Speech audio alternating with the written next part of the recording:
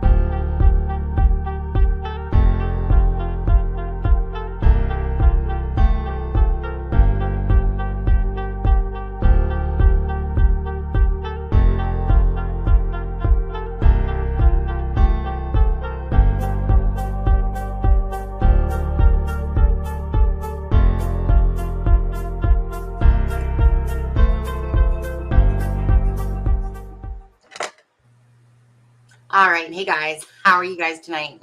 Good. Hey there. Good. Hold on. Let's just do this again. Peekaboo. Hi. Oh, wait. I mess with you guys all.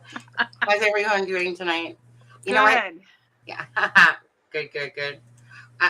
I need a little bit of laughter tonight, Adam, for sure, because I feel like I'm going from zero to bitch today. That's what it feels like. Well, he can provide it. He's been a comedian all day. Yeah. I used all my material yesterday. Right? Oh, no. You were pretty funny today.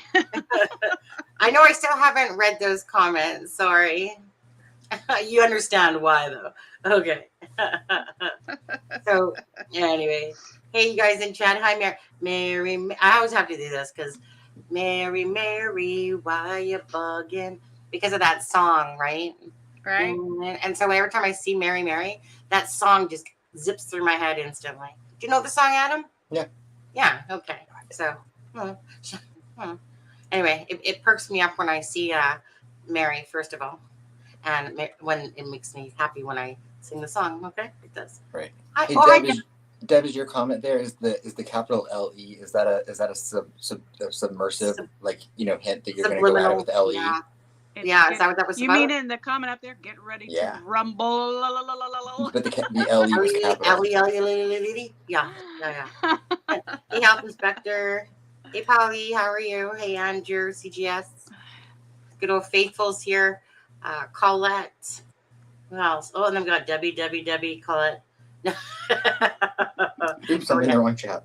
Okay, so here, I'm going to quickly share, I guess, my screen for a sec as well, because obviously I think most of you guys have, let's see, I think most of you guys have seen this about the whole yellow U-boat thing to do with Keegan Klein and another application that they're looking for. Right. Actually, that's not the one I wanted to pull up, was it? No. I will. I had the letter. Right.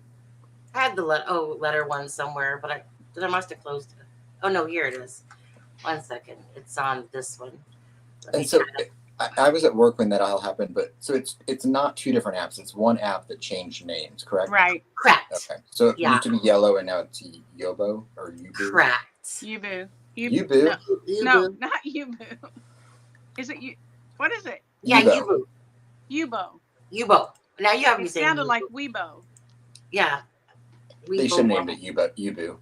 I think Yubu is better. Yeah. Anyways, hi WL. So you guys, I mean, I'm not going to read it or anything like that, but obviously, like I said, the police issued this today, April 11th, 2022. The update. I'll just read the top part. Investigators with the Delphi Double Homicide Task Force want to expand the list of social media applications used by Anthony Shots. If you or somebody you know communicated with that profile of Anthony Shots on social media, whatever it's called, Yellow, currently known as Yubo. I got you doing it. U-boat. U-boat. Now we can't do it. We-boot. U-boot. What is it, Adam? U-boat. U-boat. U-boat. U-boat. U-boat. Shit, feels like a song now. U-boat. Please contact the law enforcement, of course. Okay, and then obviously at the Indiana State Police site there, the content one, it has, of course, the Anthony shots as well. This one always bugs me when I get down to here and I see the Flora house in this picture. Yeah. Mm-hmm. That really bugs me because that says something. That picture being in that account says to me that that's connected for sure. Right. Didn't we find out that picture didn't come from like a Facebook like a Facebook group? Yeah. That he just like lifted the picture off of it. That's what they said. Yeah. Some car group or something. Mm-hmm. Maybe. All I know is that there's this kid named Christopher Parker, I believe his name is, that I believe owns that person, like that vehicle. So remember when we saw the fight come out with that Trent guy that I thought was Yes. Yeah. Okay. So that's the same person that has Christopher Parker on with this car, right? Like meaning showing him have it. So that's the same car in this picture. How many people in Delphi have one of those? I'm sure not very many. I'm sure. Anyways, so just knowing all the different names, shit's going on with that picture. So what do you ladies think of the update today?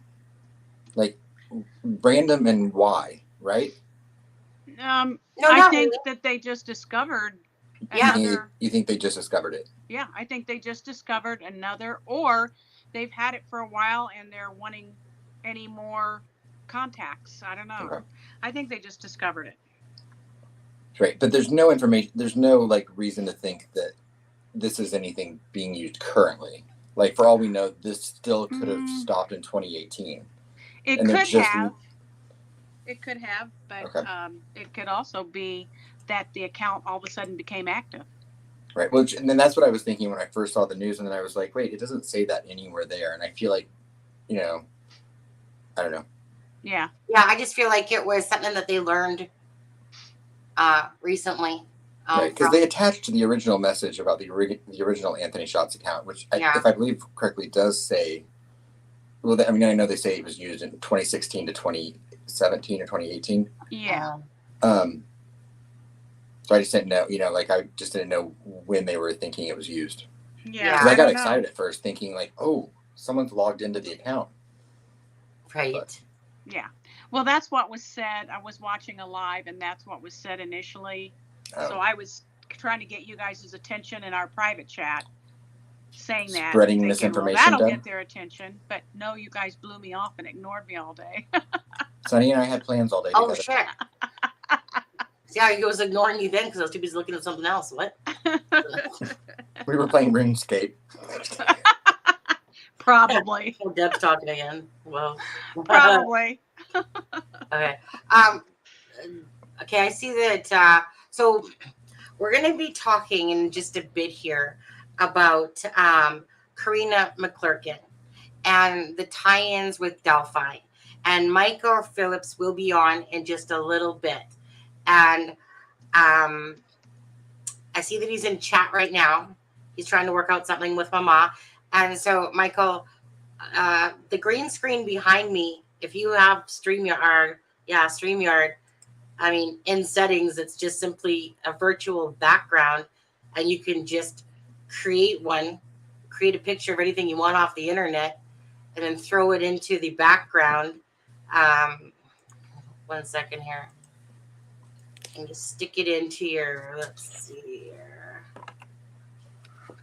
Well, in that virtual background or whatever, like I said, you just literally make a picture and you just upload it into a virtual background, and that's all it is. That's all this is a picture off the internet. And then I just apply it into virtual background without using the green screen because I don't have a green screen. So I use theirs. Because sometimes I thought you did. I Okay. thought you had your green blanket or whatever. Well, I do have a green blanket. Just like I do have a green blanket behind me, right? Because it, like, let's just say if it was my bedspread, it would show checkers. Like, so you need the green to kind of tone it down still. But it depends, I think, where you are, what you're doing exactly. But all I know is that I've made it work for me. Everyone else can figure out their own shit. That color looks really nice on you, Sunny. The blue looks really nice on you. Thank you. That's why I bought it. I just kidding. I remember saying that to somebody too, and they're like, "That's why I buy this color." And I'm like, "Well, I guess that's right." Never mind. Yeah, I know, right? Okay, so we got Jane from the country. Broke some of what I'm going to do down here last night and today. Yeah, I'm just going to ignore any of your messages right now, Michael, until you're actually on and we can talk to you. Okay? I sent you the link in email. And yeah. Wait, so before I was going to show a video quickly of Karina McClurkin again. This to me is about the tie-ins to Delphi, eh? Like what a lot of people, and even myself included, and ourselves included, don't understand is like, okay, there was some murders prior to Delphi. Obviously, there was, first of all, the Flora fires, but there was also two people that Michael speaks of, and Karena McClerkin, because he always says that there was 3 murders. Still have no idea. Like, I've heard him say the names, but I don't retain them in my head. Besides, I know Karena McClurkin, and Karena McClurkin went missing on October 11th. No, hold on. October 11th of 2016. Yeah, it was October 11th, right? Not November. She was reported missing on October 13th. Yeah. Oh, okay. And it's funny how today's the 11th. So it's really about, like, see, if people understood the storyline, or at least what seems potentially to be a very applicable storyline, in a sense, to why the girls were murdered, is that you have people like Gabe Ellis and Derek being an informant, yeah? And turning people in drug busts. And this is where Michael will be able to explain this stuff to you more. I was actually watching Zav Girl and what's his name? Matt Sullivan. And actually, Matt Sullivan, do you know where his information came from? I don't know who that is. Matt Sullivan, he's that crime dive guy. Okay, he's Canadian. Yeah. Oh my God. What is it with Canadians though? Like, I find it funny. I actually like Americans more now than I do Canadians, to be honest with you. Just for the fact of the Canadians are usually the dicks.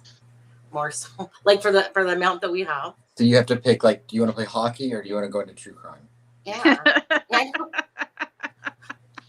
But anyways, do you know where he got most of his information story from? Was from Michael Phillips. Wow. He said, he actually said, and I can tell that Michael Phillips is a great guy. He really totally sucks at putting shit from his head to text or to and I get that. Sometimes it's hard when you've got so much in your brain. And some people, right? Some people, like, meaning with Michael, when he talks on his videos, he talks fine. I can understand. I can follow his path. In emails, absolutely, I want a bottle of Advil my way. Right. Right? Yeah, because it's all over the map. Remember, like Aaron, all over the freaking ass map. And you going zing, zing, zing, zing, wait, what? And then you feel like you have a headache at the end of the day. So that's why I wanted him on here tonight. Great, you said you're wrong. People aren't going to work their brains that hard to understand your information. Yeah. You go back to Gray Hughes and you tell him he's still a dick and he's still wrong. Yeah.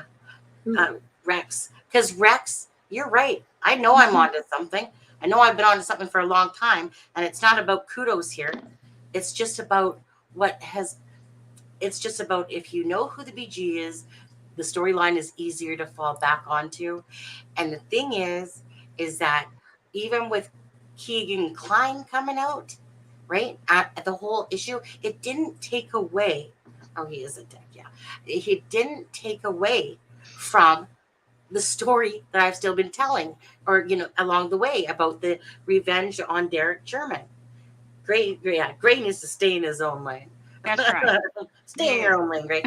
Is it odd? I mean, I don't know him, but is it weird that, because he's a really big creator, right? He's got like a lot of followers. Okay. Don't be braggadocious. Why focus on other creators, especially ones that have smaller pages than him?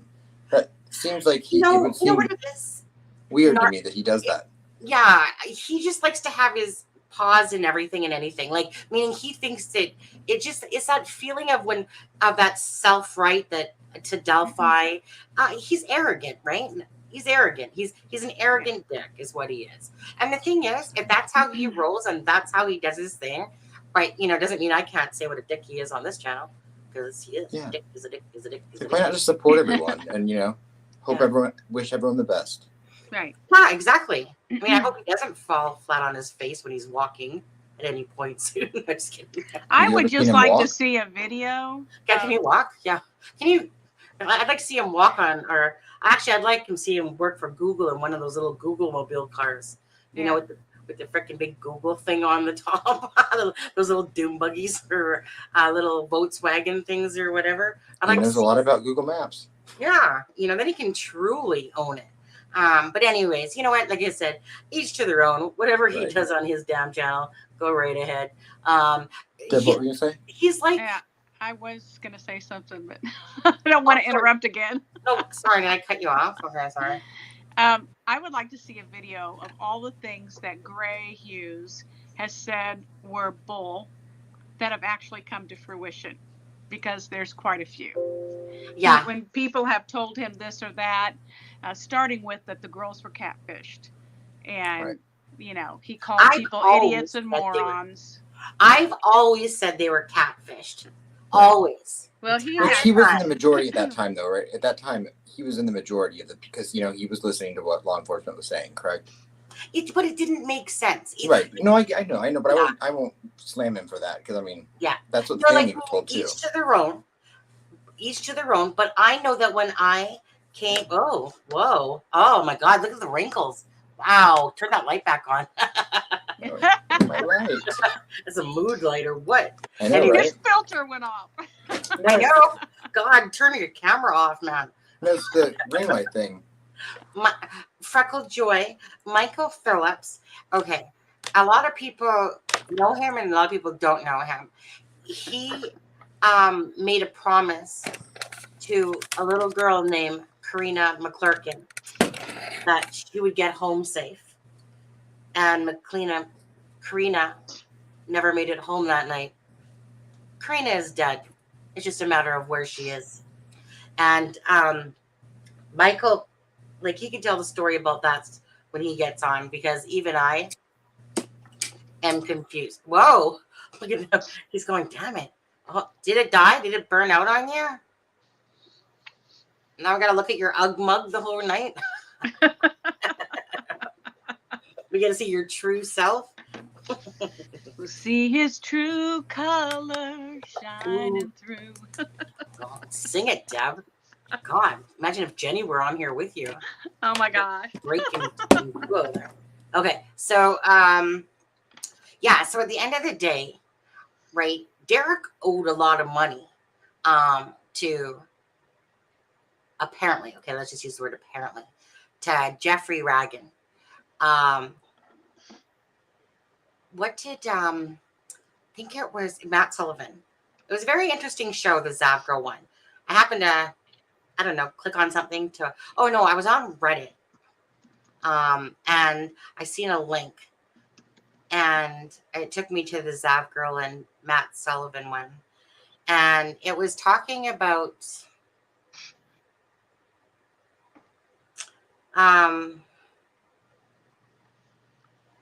Deb, what was I fucking saying? Whoops. Your brain is so fried. You guys have no idea today. You're talking about Matt Sullivan. Yeah, I know.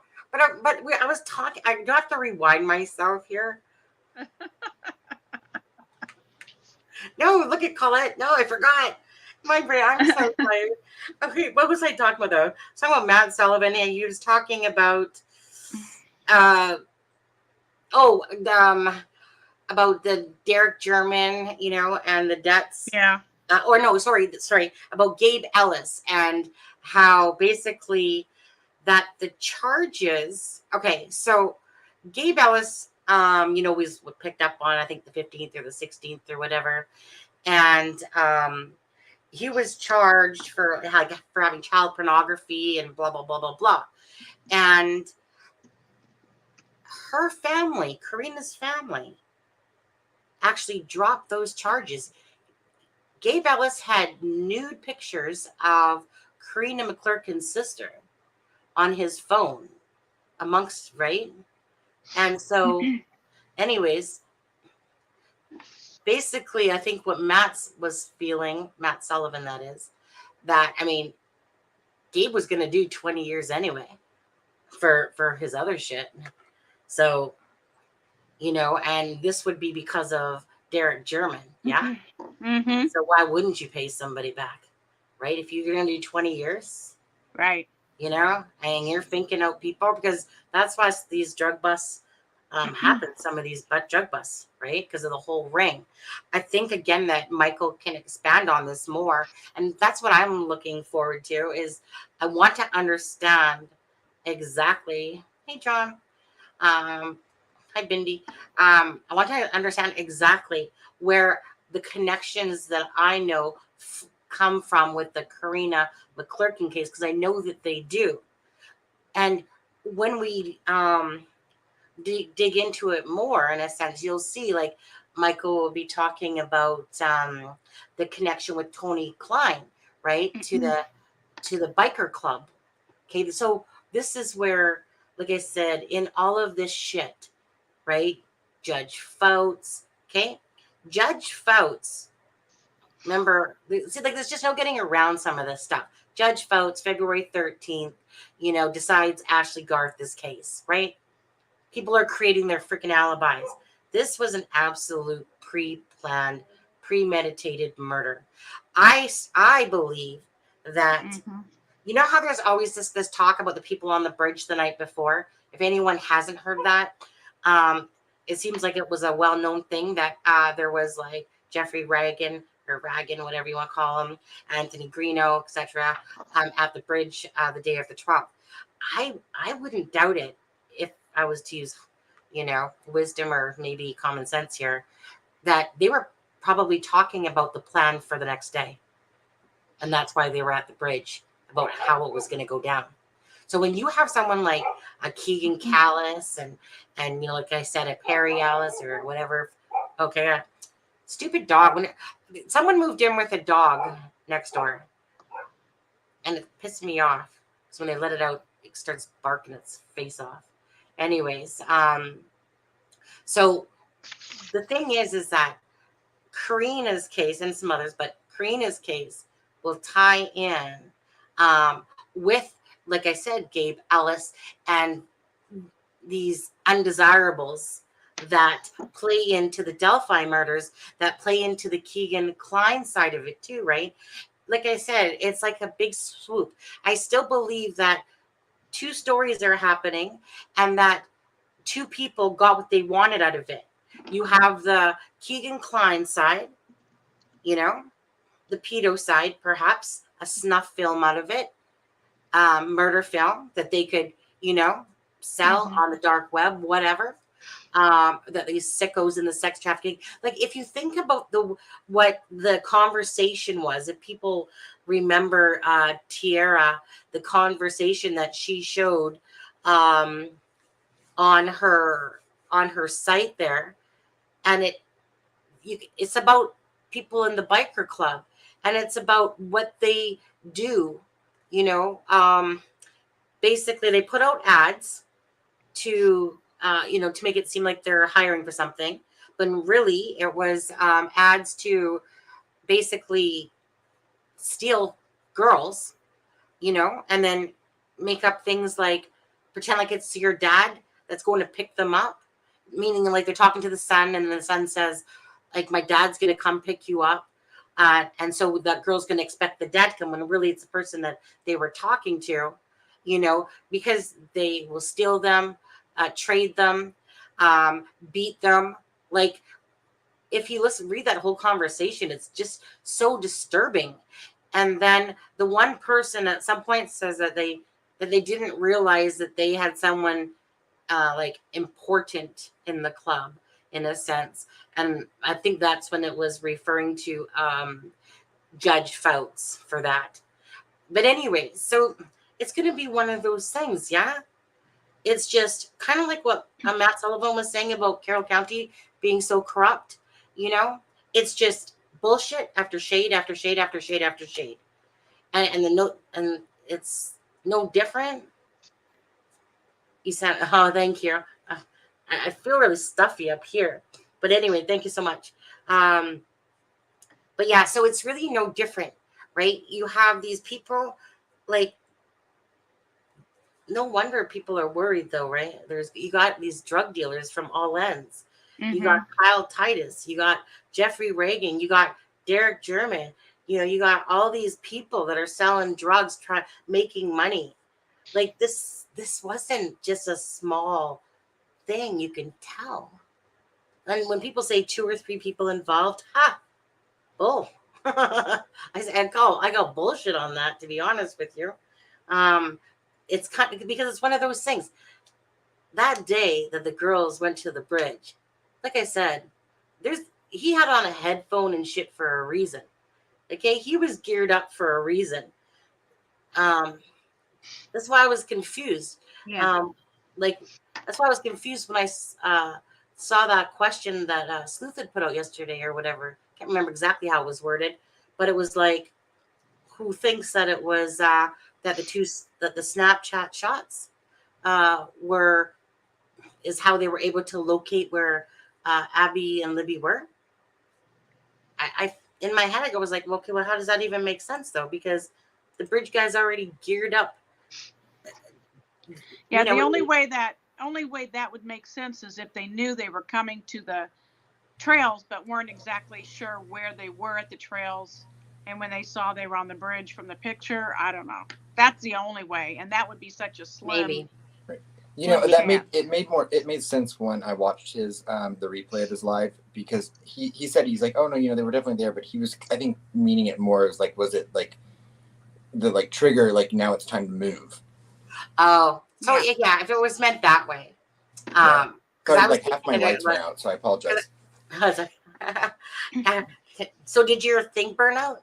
No, like I tripped a circuit because my dryer is going. Oh, gotcha. Yeah. Okay. So folks all had all these criminals. Like, we're just talking a bunch of dirty people, whether it's in the whatever what do you guys call it in there, in your government in there in Carroll County, to all the druggies that are involved around this. I mean, this is so disgusting, this whole thing, when you look at it. You got a freaking judge who's as dirty as they come, and he's not the only one. They didn't have to go too far, you guys, to sit there and see that there was another judge that did the exact same ass thing a couple of years back that I pulled up. I did that in a video a while back. Oh, husband's bringing me a sundae. Go ahead, answer. See if there's any questions there, or talk about whatever you want for a second, please. I have a question. My husband's bringing me a sundae. Be right back. Okay, I have a question. Do we know how Gabe Ellis got the pictures of Karina's little sister? Were they seeing each other or something? I have no idea. To me, I know very little about Gabe Ellis, to be honest. It's one rabbit hole I've never really gone down. Okay. I know he's not a good dude. Unless he was seeing her and got them that way, or she sent them directly, there's a potential for a tie-in with the whole Anthony Shots thing, even back then. Yeah. If maybe Anthony Shots account catfished her to get those pictures. I don't know. Right. It looks like it could be a tie-in. Right. And I have a feeling that's just one of those many, many things we won't know until this is in a courtroom. Because even I keep thinking back to even when Candy was on the other night, and when she was talking about her son talking about her grandchildren, And she said, law enforcement sat him down with stacks of pictures. Yeah. So I mean, that alone shows you the amount of. Right, but we can find out if he was seeing the little sister. Oh no! Yes, yeah, no. And You know what I mean. As far as like the pictures, though. Then that would make sense how he got the picture, because she probably sent it to him or he took them if they were seeing each other. Right. But, how old was he, Deb? Do you know how old he was at the time? I have no idea. I've seen pictures on his Facebook and he looks old. Right, because I think someone said he has a son named. It's hard to tell because he's very hard looking from all the stuff he's done. He's in his Are you trying to say meth is not good for your physique? Well, stress and living a hard life is not good for your appearance. Are you guys talking about Gabe Ellis? Yeah. Yeah, I think he's like somewhere in that late 40 area. Yeah. Okay. And how old was Karina's little sister? Because Karina was 18. Honestly, I don't know the story about that. That's something that we're going to have to wait for Michael for. Okay. All right. That's a question I have for him. I know that someone had put his son's name here in the chat, and I don't see it now. Meaning Gabe Ellis' son. What about Dave Ellis' son? Because I just wasn't sure how old his son, like who his son was. Yeah, I just saw that. Nathan Ellis. Okay. Is that his son? Yeah. How old? I wonder how old he is. I think he's in his 20s. Oh, is he only 16? I don't know. Like I said, this is something that I haven't looked at too much. Lioness Lynn says the tie-in is strip clubs. Yes, there will be. Yes, because it does tie into strip clubs. It ties into taxi club owners, strip clubs, prosecutors, mayors. It ties into it all. That's what I mean. It's just everywhere. What the groups are about with these sex clubs, like the Lafayette Boys Sex Club and the Kokomo gangs, and it's just like I said, it just all ties into these people. Yeah. That's why nobody's saying shit. Joe Animal. I'm sorry. I thought you were done. No, I'm done. Okay. Joe Animal says, it was also said something big was supposed to go down at the bridge that day, some sort of bust, and someone on the inside leaked it, and all hell broke loose and went bad. What does that mean? I don't know what that means. I'd like to know more about that statement. Yeah, I mean, I understand what the person's trying to say. Who knows what the truth is there, of course. Meaning the headphones were on for a reason. I don't believe there was anything other different than going to happen than those girls were going to be murdered that day. Or definitely Libby. Well, and if they had something planned, I'm not disputing it, but if they'd had something really big planned that day, it wouldn't make sense to me that law enforcement was, like the higher ups in law enforcement were so scattered around in different places, not necessarily close to, or even in Carroll County at the time. Because I think Tobe was like 30 minutes away. The mayor was 30 minutes away. Okay. Freckle Joy just said something. She said that Karina's little sister was caught with her. Gabe Ellis was caught with Karina's little sister in the backseat of his car. She was dehydrated and starving. Yeah. I do remember that now. I do remember that, Freckle. When he was pulled over and arrested, I believe that's on the same day that she was in the car. Yeah.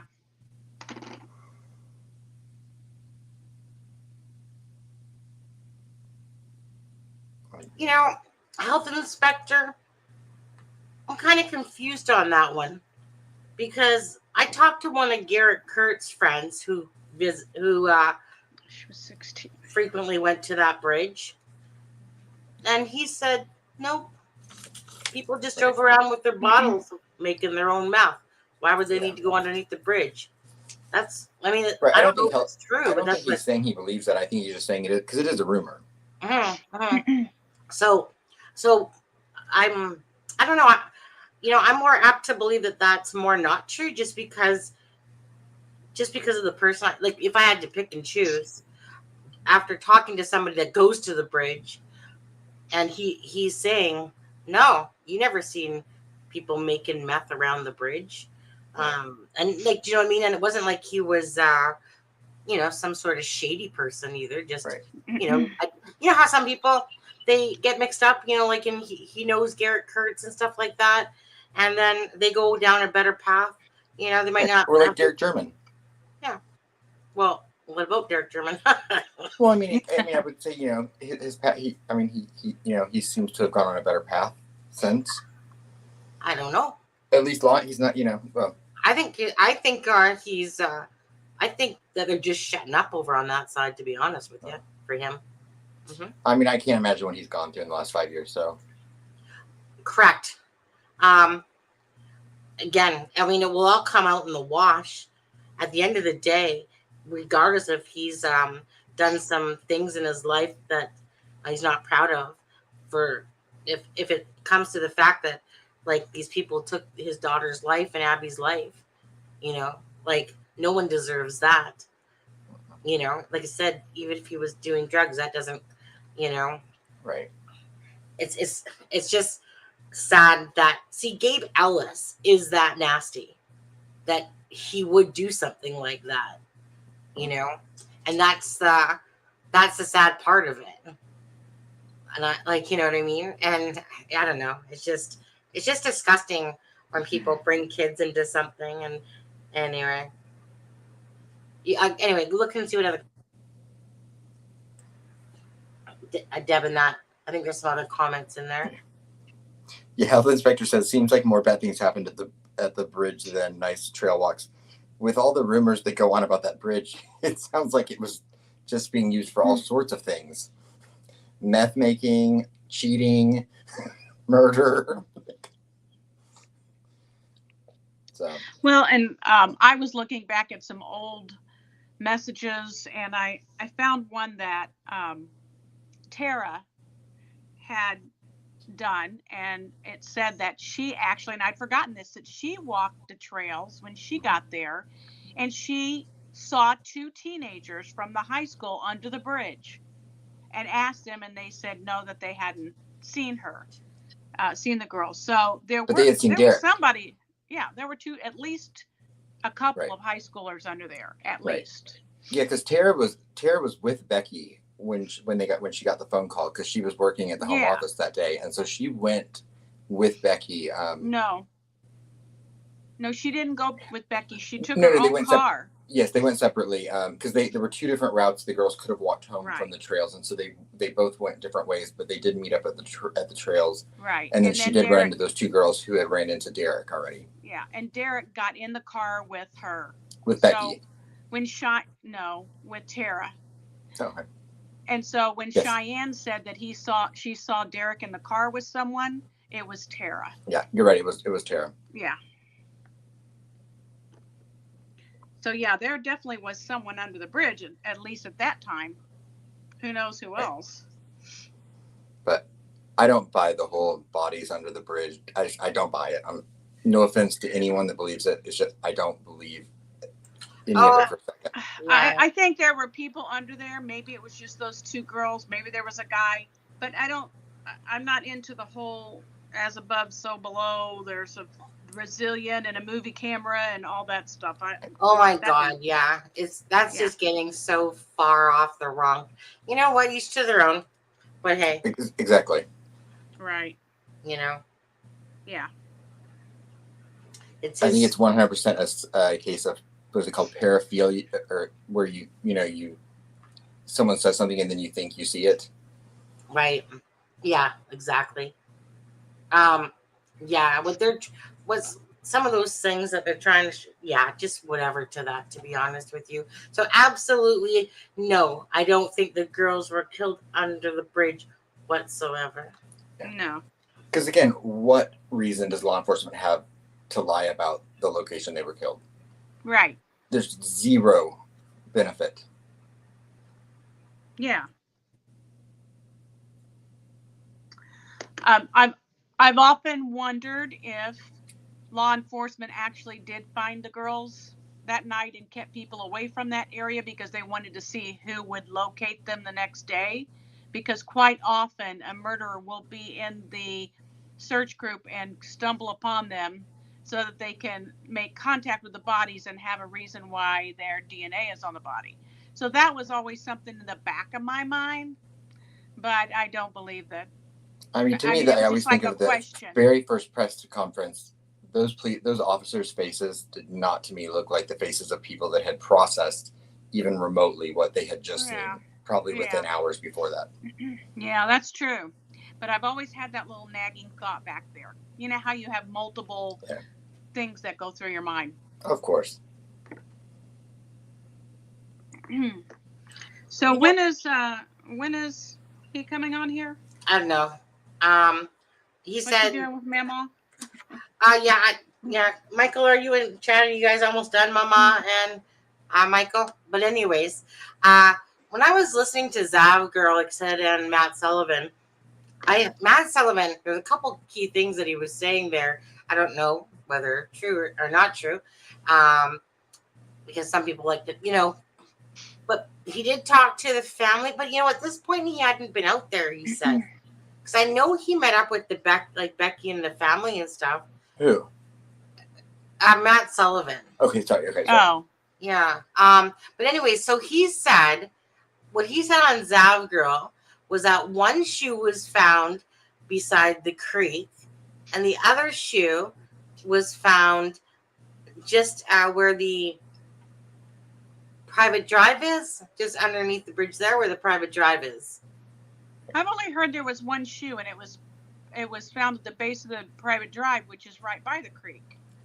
See, and Deb, I'd heard the opposite. I've heard both. I'd heard the shoe was found in the creek. Creek. So I've never heard about the other shoe. So it would make sense if both of them were found in separate places. There's a picture out there of the shoe somewhere. We should try to locate it. It might tell us where it was. Is that the shoe? Maybe just ask Becky. And that's the black Nike, right? She doesn't know anything about the shoe. I've asked her. Oh. Well, Kelsey would know. Kelsey, I know. That's why it seems odd that Becky wouldn't know. It just seemed odd because, that would be a conversation that would be 100%. You'd think, obviously, he found the shoe. I just, that one doesn't strike truthful as to me. Okay, health inspector says that the private drive is not by the creek, so that would maybe help us with that one. That's not far. It was saying that. So Matt Sullivan, you're right, was saying that there was two shoes. One was by the creek, the other one was on the private drive. Right. And that there was a little bit of blood found near the creek, and that basically when I was listening to him, he said that the area was lit up like a football field, which we know. That Lesenby wanted to call off the search around 7:00, he said. And it's kind of like, why? Wow. You guys got to watch the Zav one. You know what's funny about that? What I find funny about this is I'll never forget that Matt Sullivan was a dick in that video, that he made when he tried to be make fun of me as if I was saying I was psychic, because every stupid other idiot that's a creator that makes that comment, they want to try to put you down. So those idiots just sit there and pass it on to each other like Greeno did with Graz to Matt Sullivan.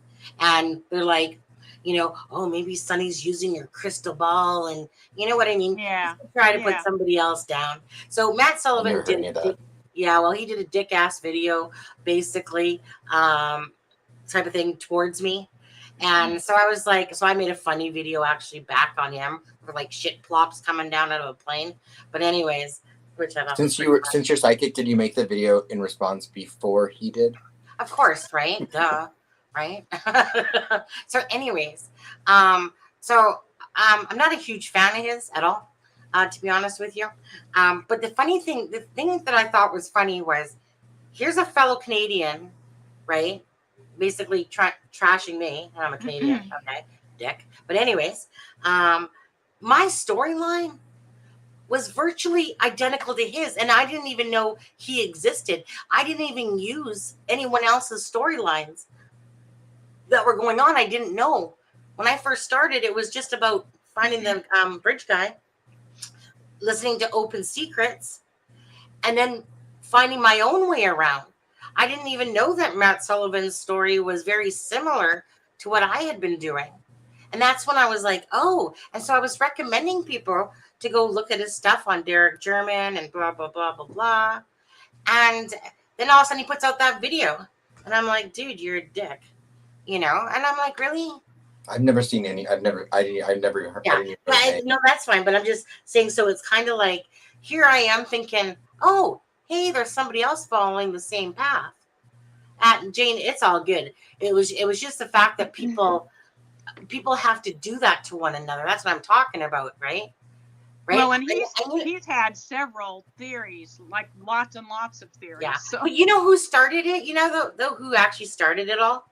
Greeno. Was that Dick Gray Hughes? No, Gray Hughes. Was it? Yep. Gray Hughes. Yeah. He on a live one night, because someone told me about it right when I first had kind of come to the case. Gray started making fun of me, I guess, going, and her psychic abilities and all that shit. He's actually the dick that started it, actually, to be honest with you.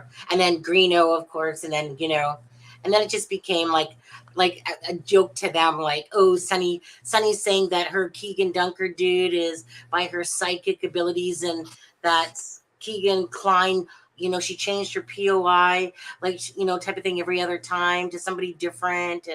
And the new Keegan Klein, like, these people are stupid, honestly. Right. And they don't even, like I said, I don't sit there and I'm not knocking down their shit. Whatever they want to put out, they can put out, but they're sitting there saying, oh yeah, she's using her psychic ball and shit. Anyways, wasn't my psychic ball. It's my pendulum. Just kidding. But anyway, okay, so I just want to say, hey, Journey, be careful who you're deleting. I think you accidentally. No, she's deleted him. Yeah, she's deleted like 3 of his messages, and there's nothing wrong with his messages. So. No, I think I don't know if she's hitting the wrong ones or something. No, she's done 3 of his messages. I've noticed that, and there was nothing wrong with any of them. Well, oh really? It's just. I mean, you don't have to agree with something to. Sorry. I was gonna say, yeah. I mean, people can say what they want as long as it's not. We all know what he was being respectful, and there's nothing wrong with that. Yeah. In my opinion. Yeah. She might have. I don't know. Maybe she was 3 times reacting quickly. Sometimes you think it says something, and so you react. Yeah, like I said, people can say what they want as long as I think we all know the difference between what's someone being a total jerk off to just simply saying a comment or something. Yeah. On there. Yeah, I think he was just explaining a vision he'd had, Jenny. But she thought he was talking about burning down the bridge. I know, you're talking about a vision. Speech. Yeah. There's hunting. Yeah. On phone with my mom about to get, well, yeah, this year, please. Thank you, Mama. Yeah. Yeah, I'm really curious, like, to what Michael's gonna, like, I want to hear, because he's good at talking, then definitely putting it to like paper or text or whatever. Mm-hmm. Now I'm still confused why. Okay, I'm confused why Michael though thinks that. I'm confused why he thinks that Abrina Vater. Yeah, do what you water.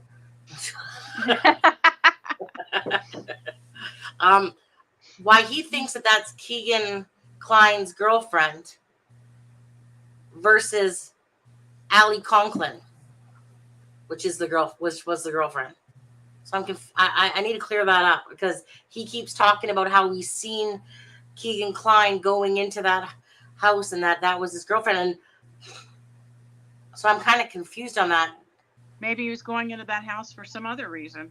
Oh, yeah. But I'm just, Who was the name? The last name was Walter. The first name was what? Abrina. A-B-R-I. Oh, yeah. A-N-N-A. Yeah. You know, the Keegan stuff is like fake progress. No, I don't consider it fake progress, to be honest with you, Joey. It's a test of patience. This whole case is a test of patience. People are. And we'd gone, you know, a long time with nothing, and then that was a huge, you know, a huge momentum. You know, and I think everyone kind of was like, "Oh, it's going to be over immediately," and I think now we're all kind of settling back into that. Who knows? Yeah, Bindi says he was accusing a girl of being Keegan's girlfriend, and it was like his girlfriend's roommate or something. Who was accusing a girl? Michael. Okay. So, because, I mean, Well,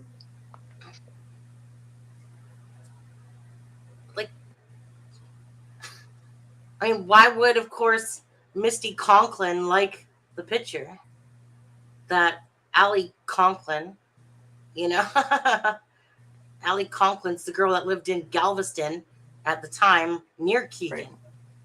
And Allie is the name that is in the transcripts repeatedly. Yeah. To the point where even her father's name is in it, her brother's name. Yeah, her brother. Yeah. Harold. So I doubt there are multiple women claiming to be dating Keegan Kline. Yeah, I can't really see that myself. Cat fight. And honestly, if you look at Abrina Votter, Keegan wouldn't be even in her lane. Well, you know, no judgment. Unless there was drugs involved, that's the difference. Like meaning the sedation kind. Hey, peace, not silence. I think that the knowing more about the Karina McClurkin, like I said, disappearance, murder, again, in these people is exactly what leads into the Delphi, meaning it's, like I said, to do with a revenge motivated based on Derek German.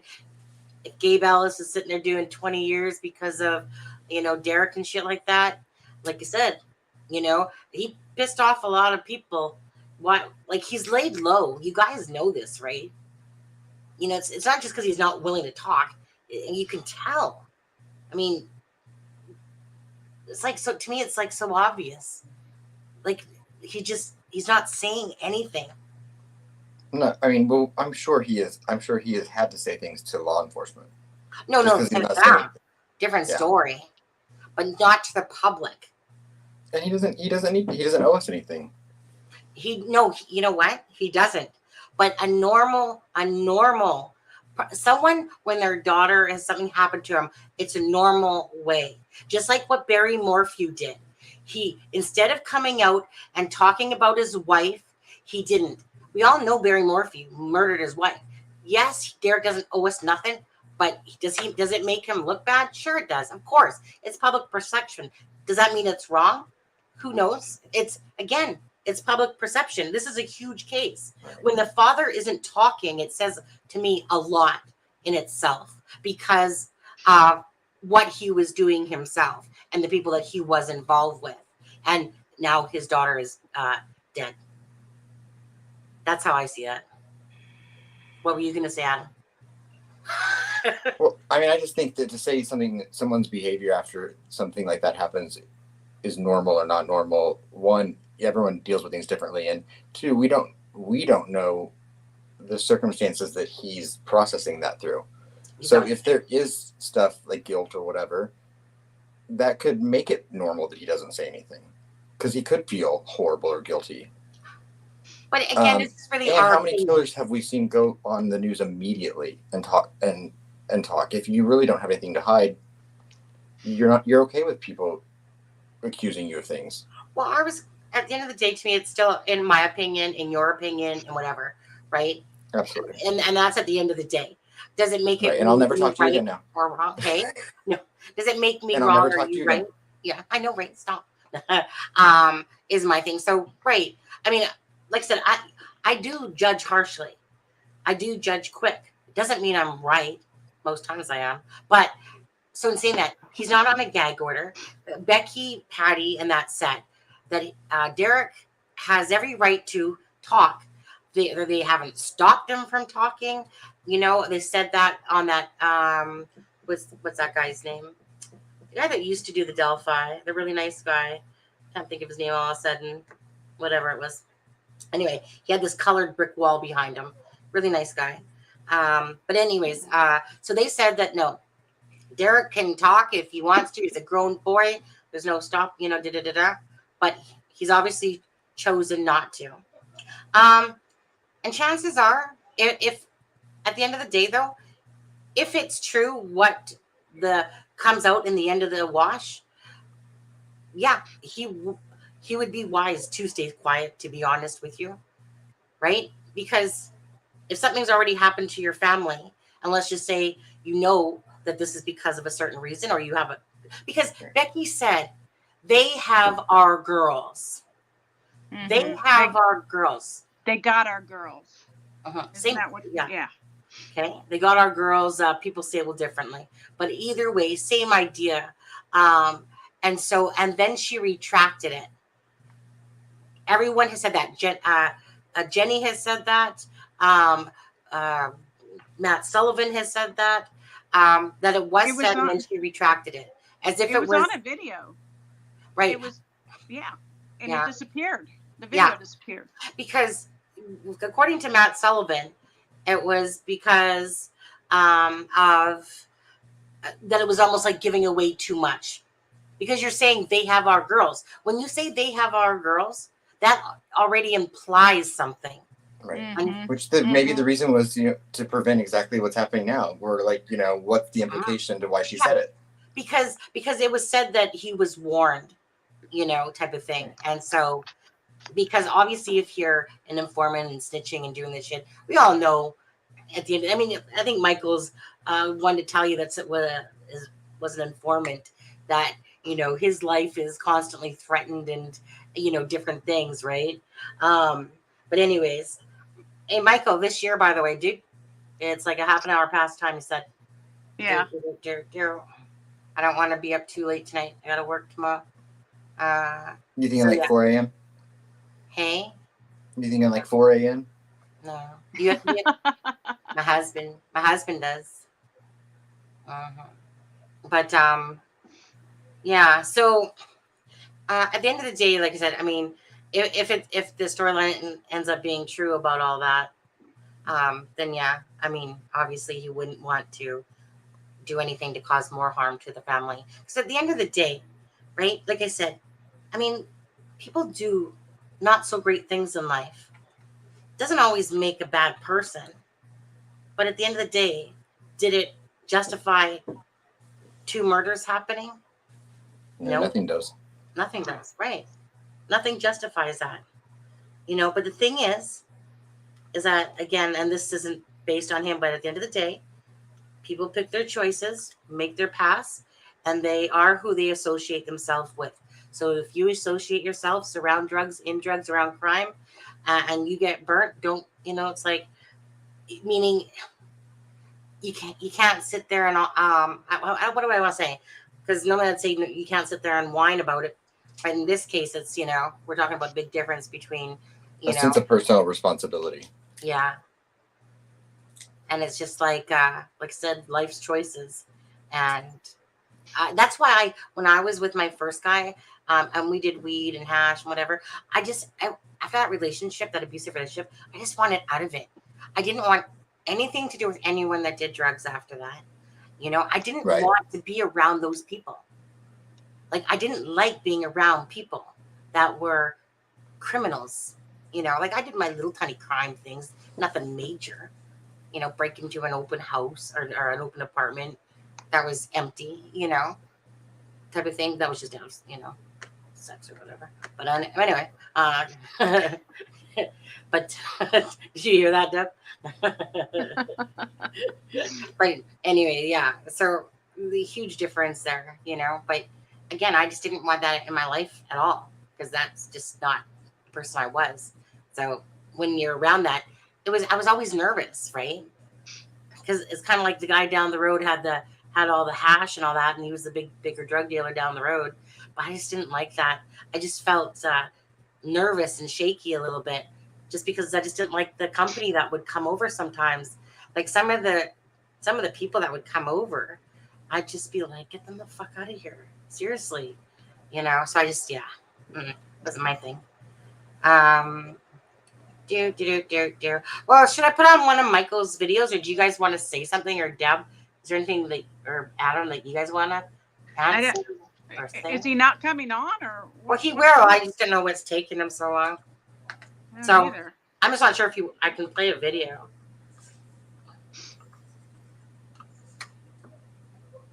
I'm just gonna finish eating my sundae.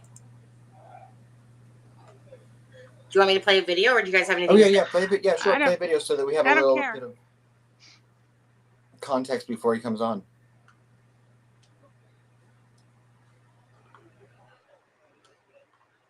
Okay, give me a second. I still think it's more than that myself, Mandy, but we'll see, right? At the end of the day.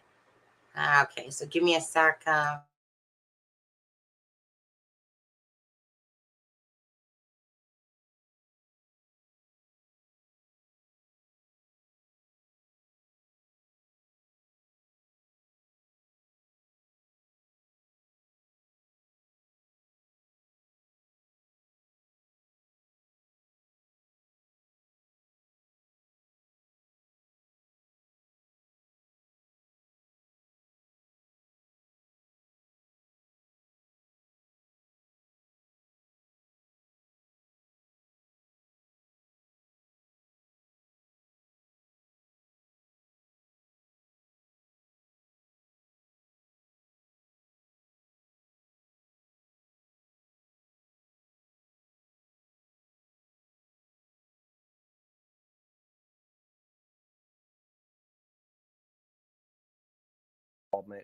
In and around them.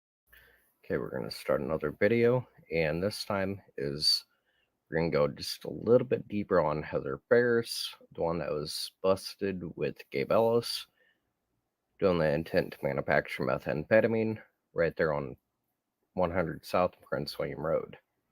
And the reason I'm doing this is to start showing in some of the names and where they go.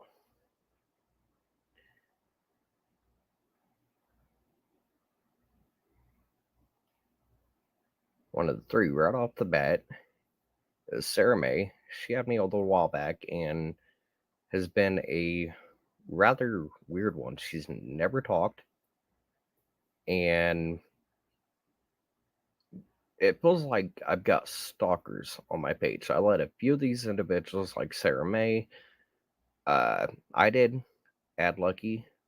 I want to say, I'm not even going to try to do his last name, but he's a local business owner, and the last 2 times he's bought properties, and I want to say how, but I'm not 100% sure, but I almost guarantee it's laundering cartel fed drug ring money is how he's getting so much of his money and all that.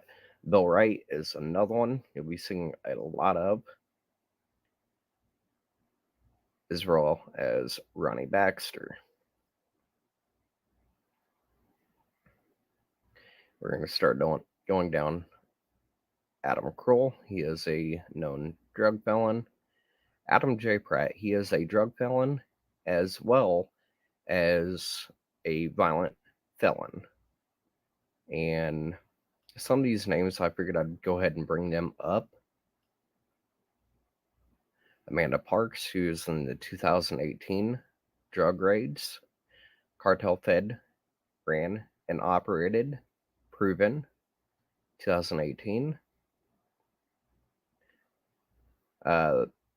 Cavazos, or I'm not for sure how you say that, is Cavazos, is another one of the last names you're going to see during the drug ring kingpin families. And you'll see here in a second why I brought up Adam. Now, when it comes to Cam Hope is supposed to be a homeless shelter and giving rooms to homeless, but the only people they give rooms to is known drug felons re-entering society. And that's the only people they have there. And often, right here on this alley, they have felons there that are in their program, supposed to be drug free, doing drugs openly right here on the alleyway. They hide them oftentimes up the walk ramp. I say the walk ramp, but now I'm in a wheelchair. The wheelchair ramp going up the bottom. They hide them in the bottom next to the alleyway or areas along the alley where they can get to their drugs and do them. We're going to get to a few more people, and I want to explain why.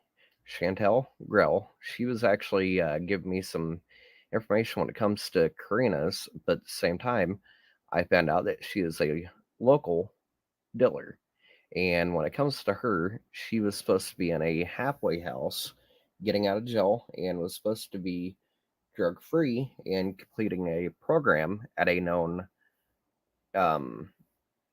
place. I'll just put it this way without putting a name. It's, if anybody knows Kokomo, Storybook Express, the women's shelter in front of there is mainly all they deal with is drug felons coming back into society. And how do you get busted dealing as well as cocaine, among other things, charges back to back the same summer, and you complete the program by being drug free and no charges? It makes no sense. We're going to bring up a few more names. Donnie Reynolds, that's another one you're going to see a lot of.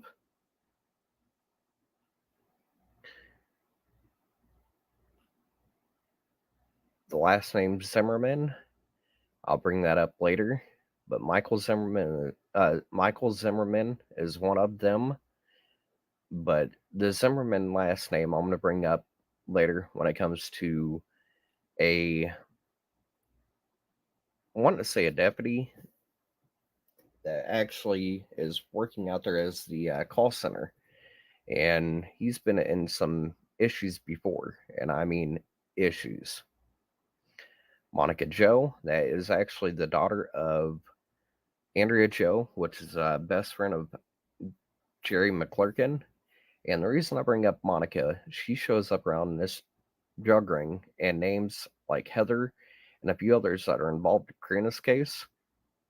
But her mother doesn't like me bringing out the truth and saying the truth. So I've actually had some tampering with witness,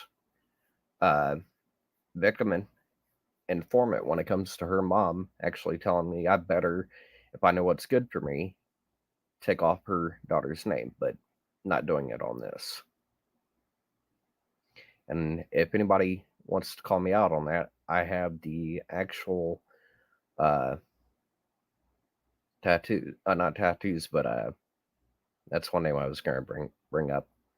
But when it comes to Andrew Joe and the tampering on both sides of the family, when it comes to Karina's case, I can easily bring that out and actually show where I was told not to say anything about this. Just like another one of my videos I'm going to be doing is Shannon Jackson Young. I was told by Jerry McClerkin I better not say anything about her, even though she was the one that was called by Marlena, her mom, and grandmother to pick Karina up at her house and drop her off at Plant Farmers. And where I'll get to that later in one of the other videos is where I'm going to start really bring up a lot of these names on the first case that I was dragged into, Karina McClurkin's. But Nicole Tattoos, there's Nicole's Addiction, which is right around the corner from where the beating and the raping and Gabe sexually trafficking Karina happen at. But that's one of them.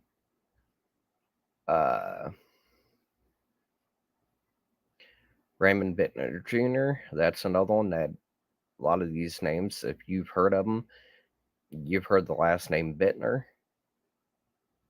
Red Sparling, that's another known drug felon. They're in Kokomo, and he's going to show up along with a bunch of others when I go to start showing some other names, their involvement in and around the ring, as well as the case that they're shown near or in missing and killed.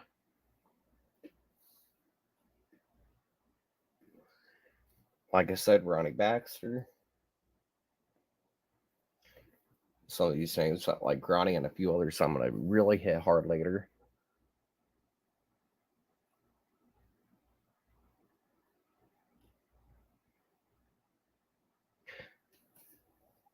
Keegan K. Ellis, his dad, Scott K. Ellis, aka 8-Ball.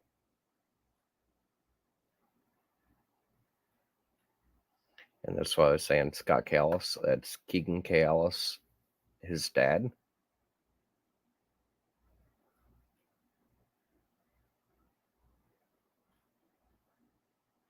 Randy Fields, he used to be a tattoo artist right there in Kokomo. And right after Karina's case, he up and ditched out of town. I still like to know why. And that's going to be the end of that one right there when it comes to Heather. I was bringing up some of the names. And we're going to go into Adam J. Pratt. And you'll see why when I bring up Adam, why I'm bringing his name up.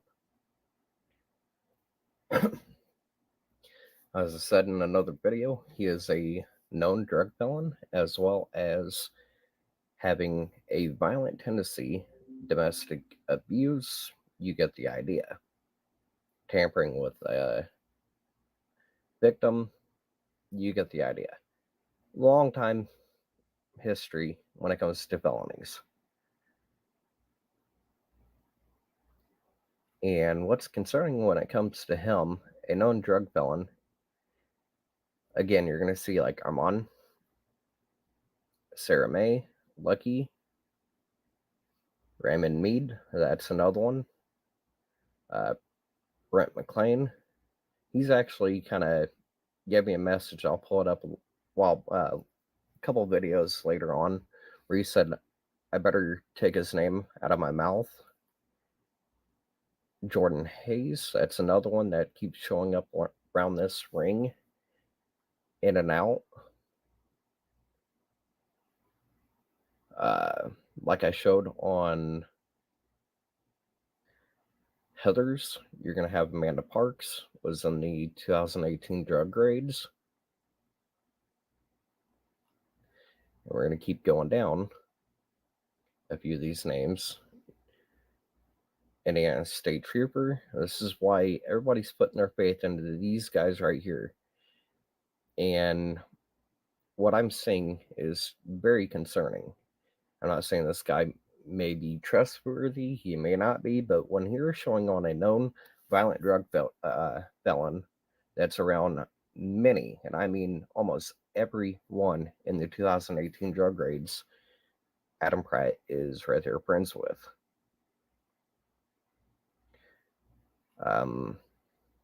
Keep going down. Angie Rowe, I'm going to talk with a little bit more in depth on her, but she is a broker of Wyman Realty, and Paul Wyman is the Howard County Commissioner. When it comes to her and his real estate company, I'm showing a lot of the Kingpin families,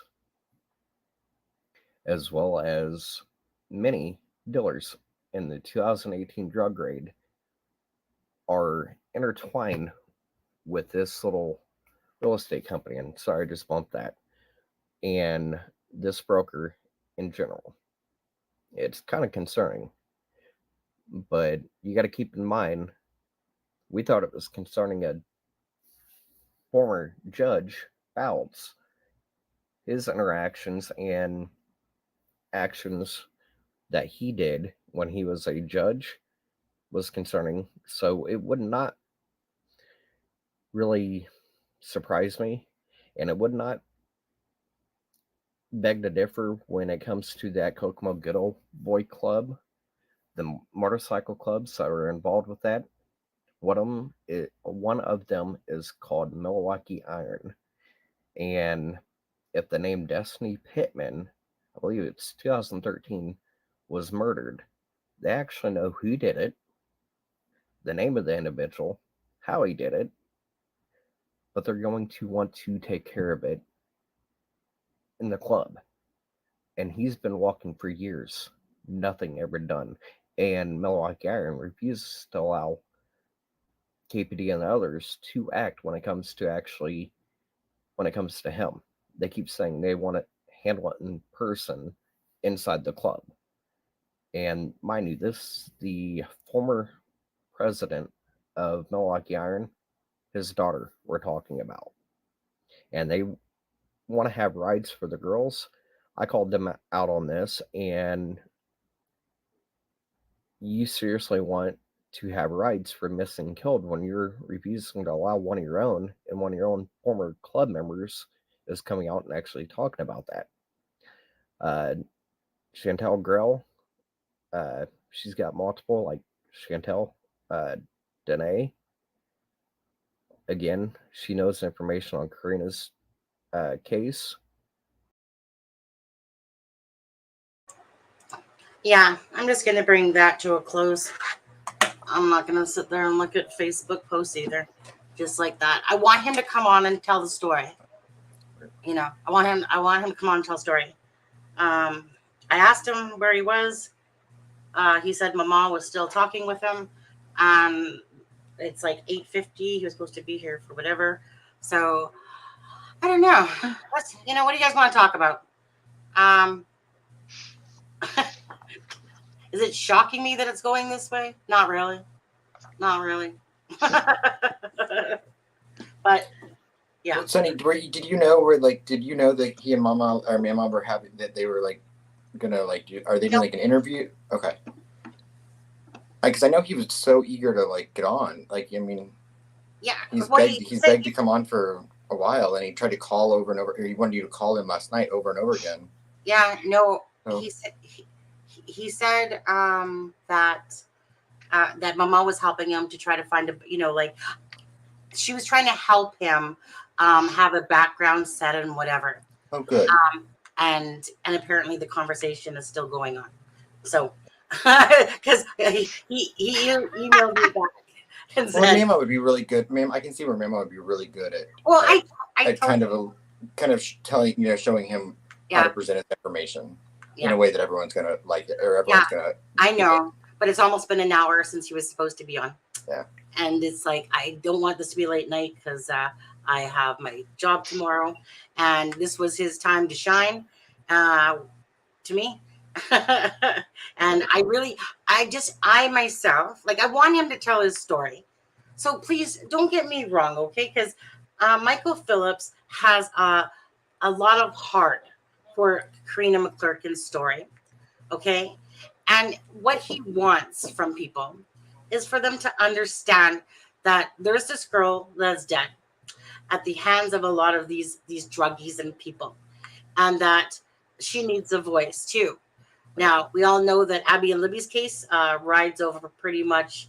I just threw up. I'm totally freaking out right now. Right now, her body's never been found, though, right? Hey. No, her body has never been found. No. I mean, so we assume, but yeah. Her body's never been found. There's a rumor that Vincent Farmer gave her a hot shot of dope, which killed her, and that he knows where the body is. But yeah. 1 sec. No, Linus, I'm not making a mistake. His intentions are great, but what I'm going to do is I'm going to drop the link, okay, for his channel, and you guys can go watch those videos. Right. So let me just. I think it probably is important that we do say that we have not investigated anything that he said in that video. So any of the names that he said are not names we're saying. Yeah, most of them I have no clue of, actually. So I know that he named a lot of people in that video, but we don't know what any of that. Yes. So okay. So that's the link. Let me put it this way.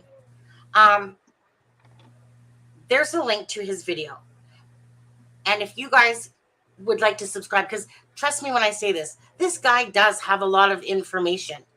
Right. He's not this weirdo like some people perhaps. Yes, he talks a lot in chat, but it's because when people are frustrated and they just want to get out their information, in a sense. And I think it's like he wants like bigger YouTube channels, even though I'm not big. But people that have more subscribers. I think he's going around to the different people. Yeah, he's just trying to be like, hey, can you guys, like these cases intertwine with each other. Like, yes, I'm talking about, oh my God, McClerkin, but they intertangle with the Delphi cases and other cases that these same people do. He's not wrong about that. When I look at names and I see some of these names and stuff like that, that they're all connected, to certain people. And you can always tell, like, during my, can you, I've already said to Mama and privately, Mama, can you please, get off the phone with him so we can come on there. Love you, Mama. But it's been like almost an hour, and this is what I was like doing this tonight for. So Michael, if you're listening, get your ass on here now. Yeah. Right. Chop chop. Get off. You can tell that he's passionate about what he is saying. So if you guys can go watch his videos. You can see exactly what names he's speaking of and watch them in your own, time, in a sense. I would just like for him to tell his story. Right. What's this about? I would like for him to come on, talk to us, tell us the story from kind of like start to finish about, okay, this is what he did with what happened with Karina. This is the people that this is the information that he knows. And he believes that Karina is under the Cutler Bridge in Cutler. The train bridge, right? Train bridge, right. Cutler. Right. That's just it. Thank you, Laura. Not great still, but better. Better than I've been, right? Right. And not only if it gets attention out for Karina, that's incredible. And, and if it also like somehow creates a lead in Delphi, that's part of our intention as well, I believe, in giving, him telling a story. Yeah. Am I right, Sonny? Yeah. You weren't listening to me at all, were you? No. I was going to just literally say I wasn't listening to you because I was too busy looking at some person saying BG is definitely GK. No, not GK. It's GK's friend. Say what you were going to say again. Sorry. No, I just said, other than to bring attention about Karina, if this can, perhaps create a lead or something in Delphi or a connection there, that, that's one of the reasons you're giving him the platform as well. Yes. Which, so for anyone that thinks that, you're making a mistake or whatever. The thing is that, like I said, I wasn't born yesterday. I could see who people are and stuff like that, right? Yeah. Michael goes out of his, he goes out of his way and he talks a lot and chat, and sometimes it's overwhelming. And then, when I asked him to lay off on the night that you were doing the interview, and he did so nicely. He's just very passionate. He has a lot to say, and he wants people to listen is what it is. Right. Who cares? But the thing is that can come off as annoying and bothersome to some people when it's done that way. Like I said, put it in a format of a pinpoint or something. This is what I think Karina did. This is how it would happen. This is start, middle, finish. Thank you. And then, do you mean to try to call me, Emma? No, I was going to say, Deb, can you try messaging here? I'll try to message her. Hang on. I was going to do the audio thing in Messenger just to see if she answered. Like his message was literally like, I'm trying, but my mom's still talking. That's basically what his message was saying. And I'm just like, Sub Rosa said, "I'll be on my best okay. behavior." Don't let me misquote here. It says, "Yes, gotta get Chrissy off phone. Blame Mama." Oh, Mama, it's your fault. Just like when Sunny likes to talk, so does Mama and CD. And I think some of us are really good talkers. So I don't know, but anyways, bottom line is, I really feel like the McClerkin case is definitely tied into the people with the Delphi case, and I'm sure others, okay? But I'm not here to fix the world. I'm not even here to go right through Karina McClurkin's case. I want to know the story. I've listened to Michael's old channel where he had the story of what happened to Karina, and how I think he was on a bicycle or something, and isn't he? Because he's seen her walking down the road or something like that. Yeah, he was walking down the road and basically went back to her, could tell that something was wrong. Basically, he was being a good Samaritan. And then he promised he would get her home safely that night. And basically her girlfriend or something came and picked her up, and she never was seen again after that. I think Paige Turley, was it? Is it Paige Turley? For some reason, I can't message her. For some reason, when I try to message her, it just goes to our group chat. Really? Yeah. Huh. It's one of those weird things, is it? Yep. Well, tell him to just, to hang up on her. yeah, I'm going to email. Okay. Like, seriously, though, if you know you're supposed to be somewhere, like, hey, Ballless Wonder, how about you just tell Mama you got to get off? Right. Mama understands.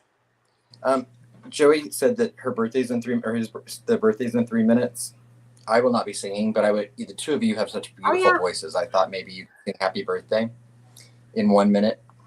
That's Joanimal. Is that whose it is? It's my birthday in 3 minutes. Well, Deb likes to sing. Yeah, Joanimal. Yeah, Deb likes to sing. Whose birthday is it? Joe Animal? Yeah. Happy birthday to you. Happy birthday to you. Happy birthday, Joe Animal. Happy birthday to you. How's that? And many more. Bong, bong, bong, bong. I wish I had I totally just saw Deb with like tassels and like I know. there was a smoky room and a piano. Did you go for that riff in her voice? Yeah, do a little riff. And you'll be like,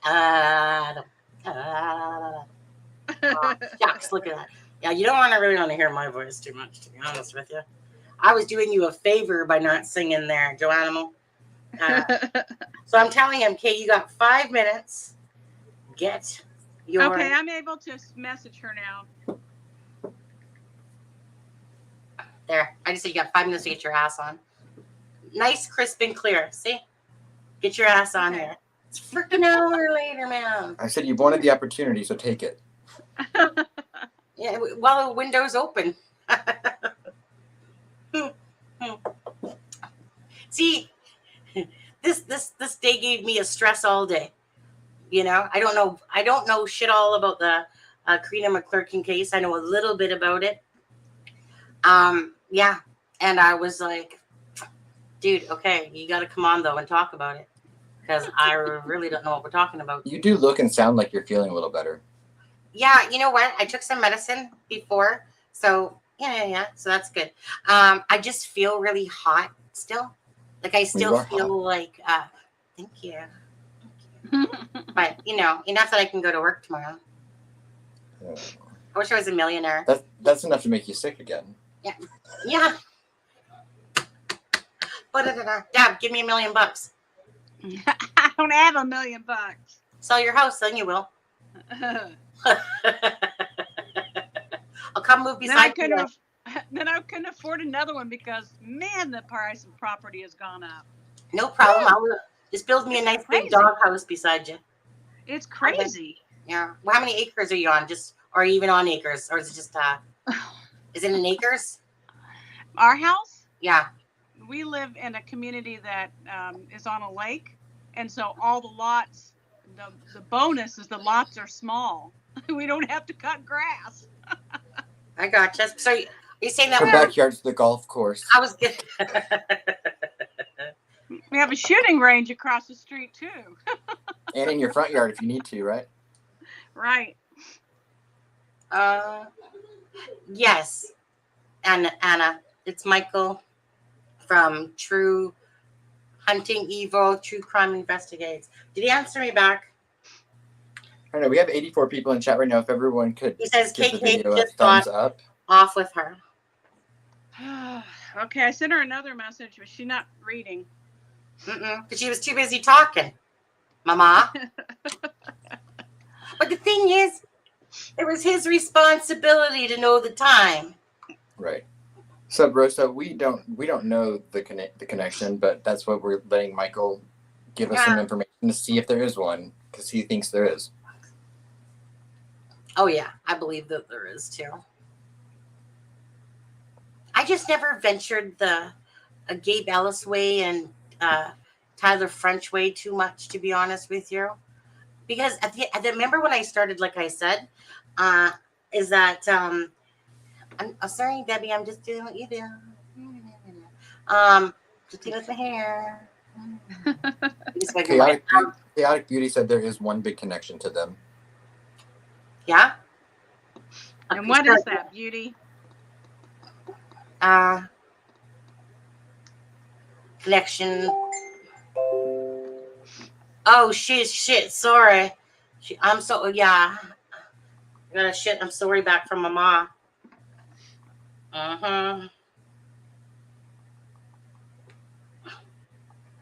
So sorry. You can't say sorry, y'all. Yeah, and talk. Give us some money for all this time and effort that we've put into this last hour, Mama. Then bake us something, cook us something. I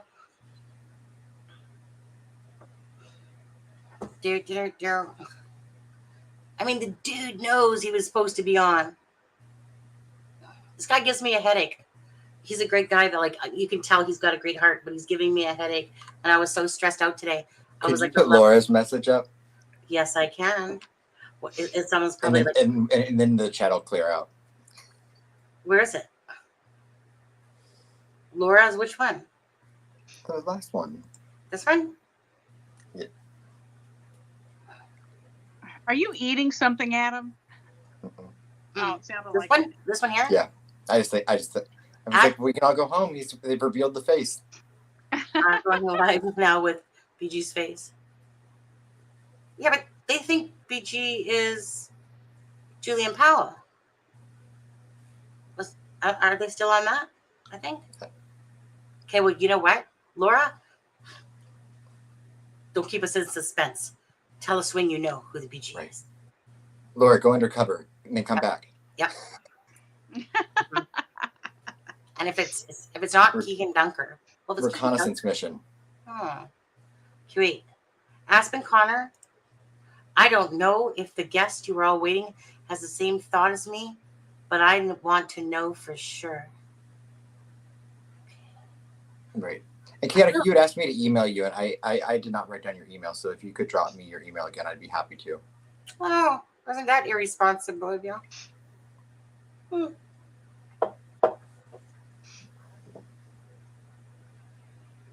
I can't make sense of what has been shared by that one.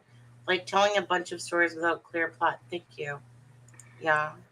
Like I said, on his old channel, like I said, he's easier to understand when you're like watching him talk. Well, I hope Peace. Absolutely. I hope we're not the ones with the negativity. I apologize if we are.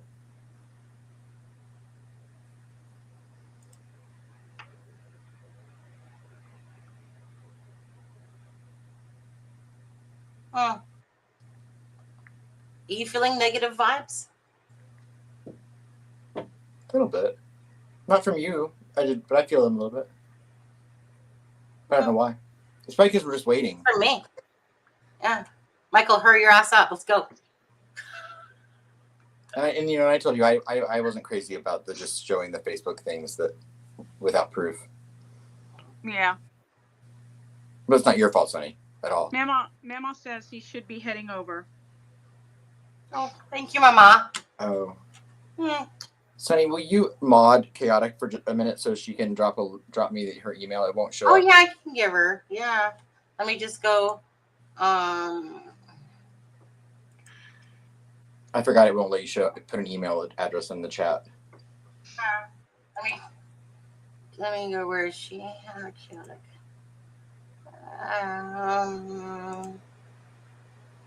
There.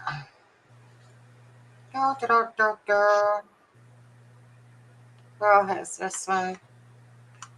Go.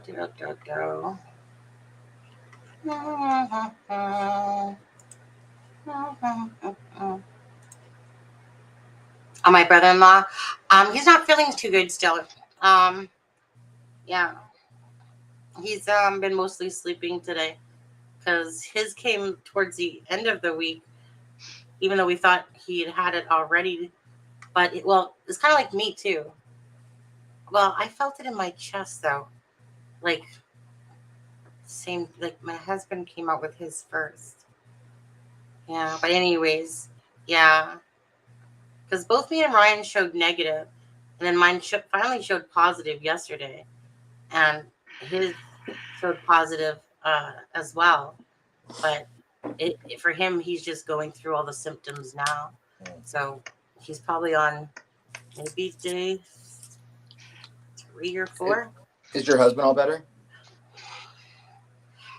Yes and no, but yes. You know what I mean? Okay. Like you're just, you know how you're kind of just probably like you're still stuffy, you're still kind of weak and tired. Right. Well, I saw today there's a new sub variant.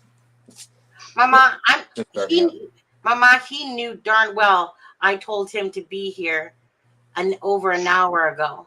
Yeah. Like over an hour ago. You might not have known that, Mama, but he knew that. That's a dang ass long time to wait. Oh, hold on, that's negativity. Stop it.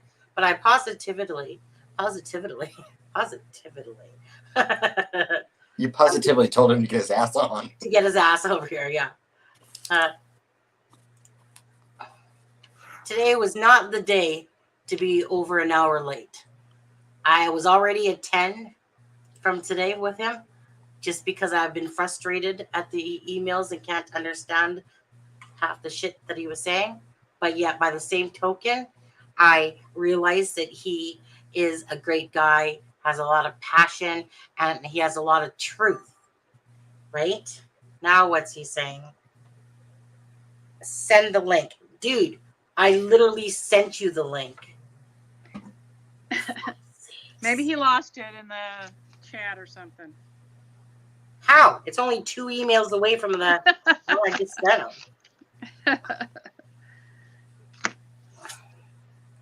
My goodness, I'm gonna hurt myself.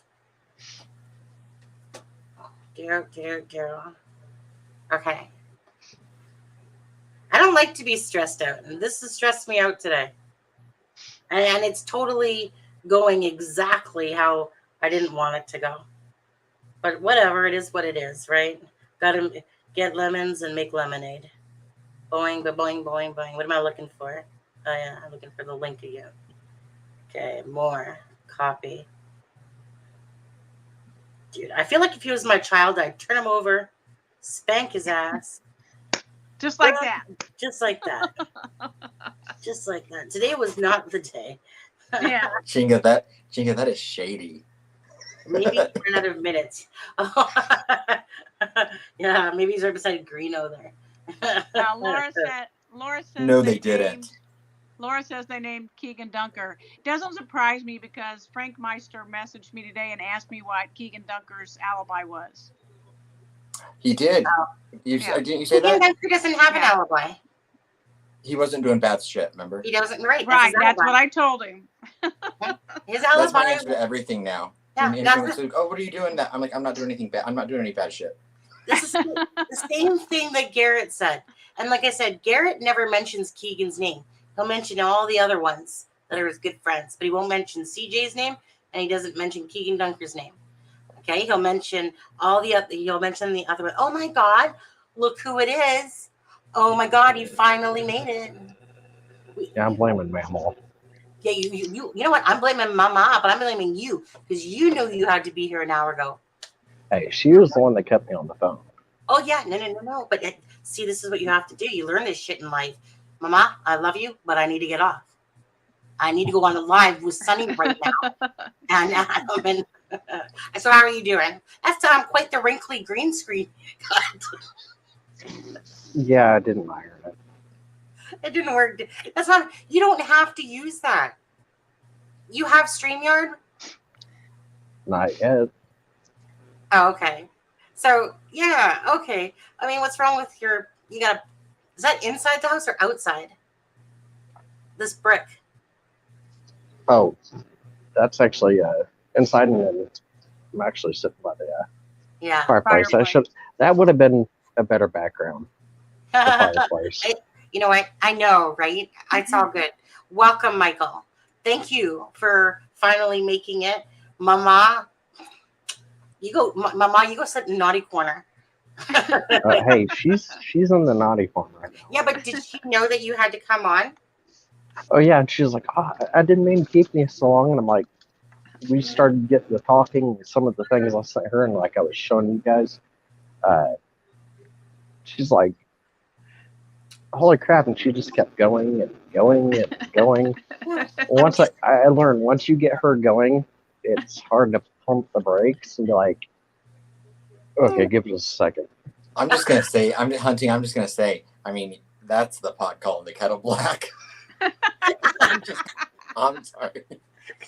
I was gonna say, you take over Chatty, or you would think the same damn ass thing. Don't you think? I mean, that's like me calling out. Like, I can't even accuse my mom of that because I can do the same ass damn thing. But if I'm aware that you have to be somewhere, like if you I don't know if you told Mama, I need to be on us. So, oh, here she comes. Oh no. Uh-oh. She's like guilty. Trouble. Bring it on in. I told her if I'm going on good dreams, I'm bringing her and in. in this corner, we have Mama, and this corner. I'm in the bigger corner. I'm just gonna bow down now. Bow out. You better bow out.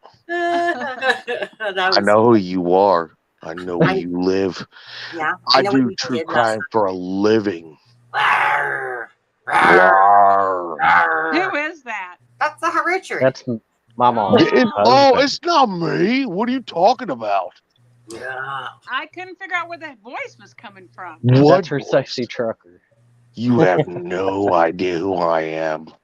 You're the BG. You do know that BG is probably a truck driver that drives around, right? Name Richard. Is it So Richard? she finds out he's on hers. She'd be like, "What are you doing?" Oh, I was so intimidated. How dare you? What are you talking about? What are you talking about? I'm sorry, what? No, that's Mama's husband. Yeah.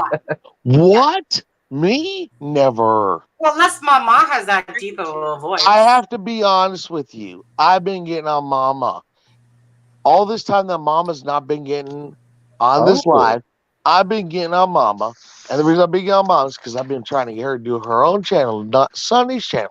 I'm a very selfish human being. That's what you're saying on the phone. So he's like, don't blame Mama for my shit. Excuse my We just language. miss her. Well, I was going to say, though, Richard, I mean, none of us were born yesterday. I think we all kind of know you. At least you're very honest about it, and I appreciate. I'm a very honest person. Yeah, and so I already knew the answer to that one. I'm an asshole all day long. Oh, well, Nothing wrong with that. No, I mean, own it. Speak the truth. But do not blame Mama for my shit. I've been getting on her case because I want her to do her own thing because I want to make money too. I can't just make all the money. I want to make money. I like money. I'm a money guy. I do crypto because it makes me money. I'm willing to give away money so you guys can make money so I can make money. I don't make any literally money. want to give away money so you can make money. I'm an asshole. So please don't blame Mama for my shit. I'm gonna put her back on now. And she's like hitting me right now, like you're an asshole. So you guys know. I feel like she's right at the moment. Yeah. Yeah, I least- am. Who at least you're cares? truthful, I don't care. You don't care, Sonny. No. That's what I like about you. It's because you're being yourself. Exactly. Yeah, and I appreciate that. And I know Mama wants to gain, like do her own channel and gain her subscribers and get people, because she loves doing the true crime as well. And I do. just like when I was talking to her on the phone, you can ask him for well over an hour. Like, we just kept going on and on. Yeah. She's like, oh my God, I'm seeing this and this. Like, I was showing her. She's like, oh my God. Sorry, guys, I have to. Somebody's asking me if I can share a flyer. So talk amongst yourselves for 1 second. Sure. So, someone's asking me if I could share a missing persons flyer, so I'd be more than willing to do that. So See if I can actually read chat. okay, so Mama or Richard, who's in the house there? I am here. Hey, Hello. Mama, how was that for you? She beat him off. Yeah, yeah. You just give him a new asshole? Hello. Alrighty. But yeah, I was kidding him. I was like, yeah, if I'm coming on, you're coming on with me. It's like, yeah, the one I was stuck on the phone with, like, Yeah. she's like, oh my God. Yeah. Well, hold on. Okay. So, Okay. Move along. wait, who dropped off? It looks like he just dropped off. Oh, he hit the wrong button? Okay, fine.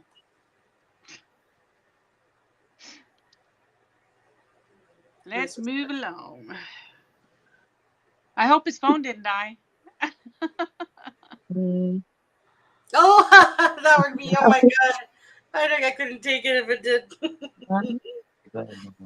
Oh, wait, hold on, he's back. There you go. There we go. I hit the wrong back button. Yeah, I was trying to go to chat and like read some of the chat, but I'm like, that did not work. I hit the wrong back button. Yeah. Okay, like what I was trying to get last night, while I was trying to get you to go back to Shannon Young, that's the one that actually Karina's grandmother and mother got a hold of to actually come pick her up at their house, drop her off at Point Farmers. The reason I was trying to get you guys to go back and kind of look at her, the motorcycle club she belongs to is the same one Tony Klein. His cousin, Richie Klein, belongs to his Milwaukee Iron.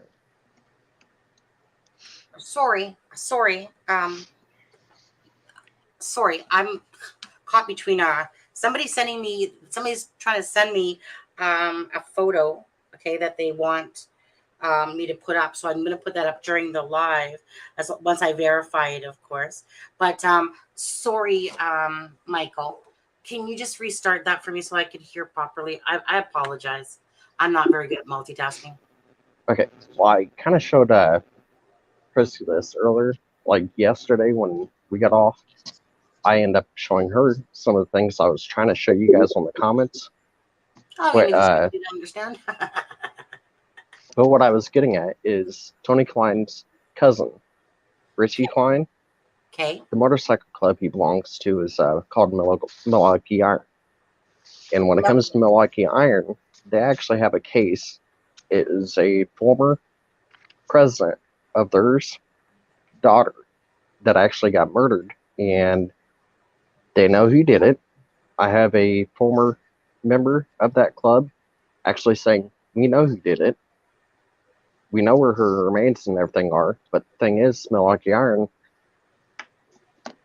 they kind of showed themselves when they did the Ride for the Missing right there in Kokomo, and they haven't really done one since and actually been publicly about it.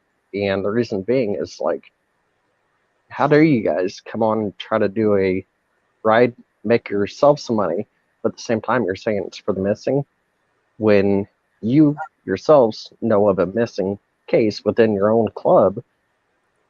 You know who did it, but yet you're not going to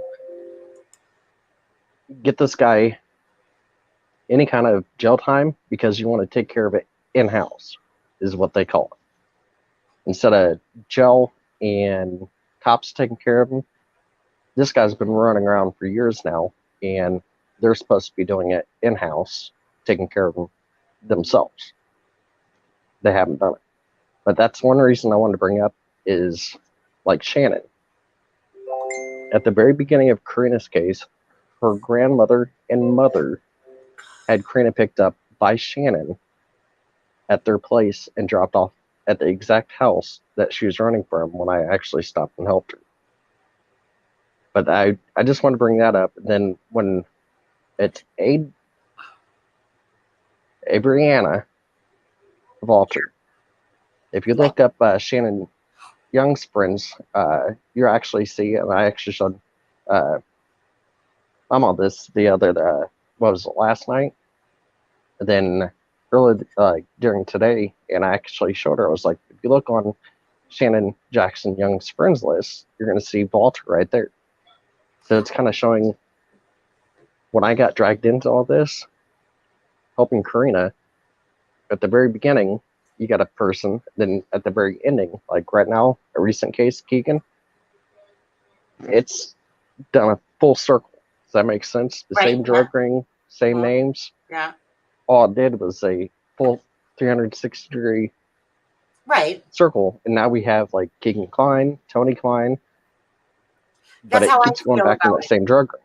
Right, and that's how I feel about it. That once the transcripts opened up, that completed my circle in a sense, and right, because I was trying to attach Keegan Dunker. Where did he fit in? I know he knows Garrett Kurtz, but where did he fit into the storyline? Regardless, like regardless of what you think or anybody else, Keegan Dunker is my BG.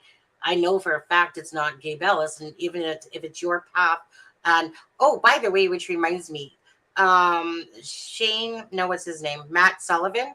He spoke highly of you in a video he was doing with Sav Girl. He said that most of his information he got from you. And the reason is, I actually called him out on that beforehand. He was actually saying he was a private investigator and getting information off of me. Right. But then when he started getting buddy-buddy with... But then when he got buddy-buddy with Greeno, he was starting to say, yo, I did all this. He did all this. Like, as in, he looked all this up. He figured all this out himself. But it was to make himself look good with Greeno. Does that make sense? Yeah, yeah. So are you and him on the outs now? Ever since the Greeno thing, I haven't really chose to talk to him. Me that just all you have to do is say Greeno's name and it doesn't shock me. So, yeah. Oh, yeah. And then now he's like, oh, my God, it's like Greeno played me. He took me for some money, this, that, and the other. And I'm like... Yeah. You know what? I tried warning you about him. Yeah. You know what? Like I said, so, I mean, like I said, whatever loves company. You know, misery loves company, so whatever. But either way, I just was watching the Zav Girl. You know, he had said that he got his information from you, you know, and said, you know, some nice things about you. And I was just wondering if that still held true to this day. Because at the end of the day, Michael, you really suck at putting stuff down to email stuff. You really do. You really, really trust me. I know. Yeah. So and that was so much easier. Like, Mama, I was actually able to... She was able to see some of the things I've actually put up on my Facebook wall. Yeah. And then I actually was able to show things back and forth with her. Yeah. That made things so much easier. It was less texting, less talking. It was more like, yeah. Holy crap. To be honest with you, I didn't even notice your Facebook message to me. Like, did you have Facebook? You asked me, but I didn't even notice that because I was too busy getting frustrated with not understanding your emails at all.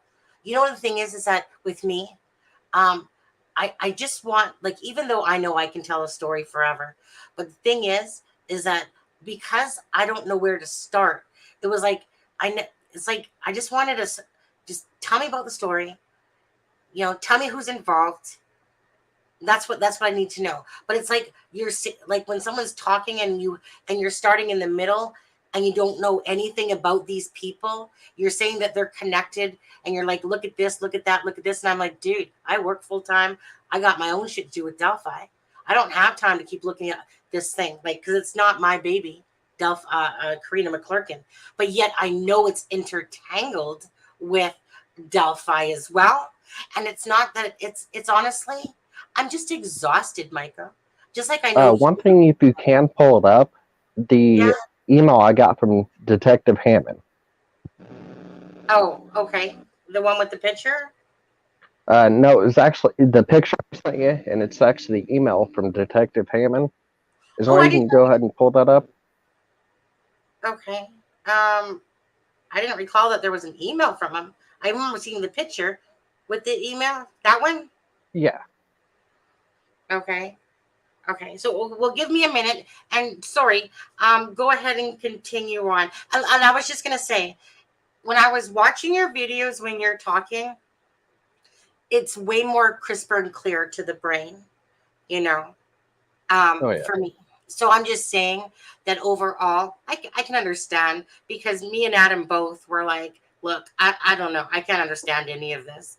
And it was hurting my brain so much. But yet when I was watching you in videos, it was a lot better rapport between. Yeah, I don't know. Are you able to bring those videos up and actually kind of, at least the last two I did? The first two was kind of getting the cobwebs off and kind of shaking off the cobwebs, kind of getting back in the groove of things. But the last two I did, the one where I was showing, and even you were asking, are you sure this is the girlfriend of Keegan Klein? Like, are you sure? And I actually had to show you. I was like, look. Yeah, but I don't believe that still. Like you say, it's that. I need you to ask you that. Why are, like, it clearly says in the transcripts it's Ali Conklin. It's not Abrianna Votter or whatever.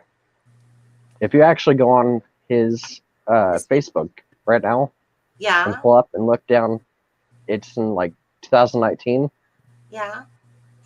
With Bay, B-A-E, okay, is Bay. That's the one I'm getting at right there. And that's going back to like 2018, 2019 time frame. So it's a past girlfriend. Yeah, and it was the current one that's actually on his Facebook page. Okay. Like if you go to look and it shows pictures with his Bay, his He lived with Allie. He lived with Allie. I mean, that's verified. It was her apartment. She paid the rent. Her brother's name is Harold. I need to do one thing. You know, it's all in the transcripts, and he says 100% yes to all of that. And then the one other thing is the underage girl was like Miss Falter. He actually knew his her brother Damien from school. And it was actually, he was coming around there at Falter's place, like 3 doors down from where I lived with my ex, like for years. And it was when she was underage, he was still coming around. And they actually, when they started becoming a couple, I got actually introduced by Jessica Kennel, her mom. Okay, I've seen that name on a and light. Her, when it comes to, if you keep scrolling down right there, you're going to start seeing some pictures with one that says Bay. This one? Yeah. What about it? Yep, right there. That's actually Miss Falter. Okay, but that didn't tell me that. Like what picture am I comparing it to? That I don't know that this is Ali Conklin instead of that person. What's the date on it? 2019. And that's what I was getting at when but his Anthony Shots profile and everything was going. And if you look at the emotes right there, you'll see Walter. Hold on a second. So sorry, say that to me again, please. The emotes where it shows like pictures of Faye. You're gonna see emotes. One of them that comes in like the heart emote. Yeah. Is actually Walter herself. I don't know if it's still on there. There's just Jessica Kennel. That's actually Walter's mom. I seen her the other day. She has like snake on her eyes face. Yeah, it's like emote and everything they can put over that. Yeah. And when it comes to Jessica, I've actually got a few of the stalkers on my page. But her husband now, So they were actually my neighbors from hell for years. And that's actually when I was introduced by Jessica and Adriana to Keegan as her boyfriend.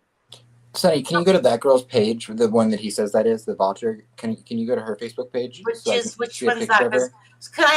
Because here's Harold Conklin and Misty Minter Conklin's giving it a like, and we obviously know that Allie Conklin was the girlfriend referenced in the transcripts. Did someone say they were Harold- roommates at one time?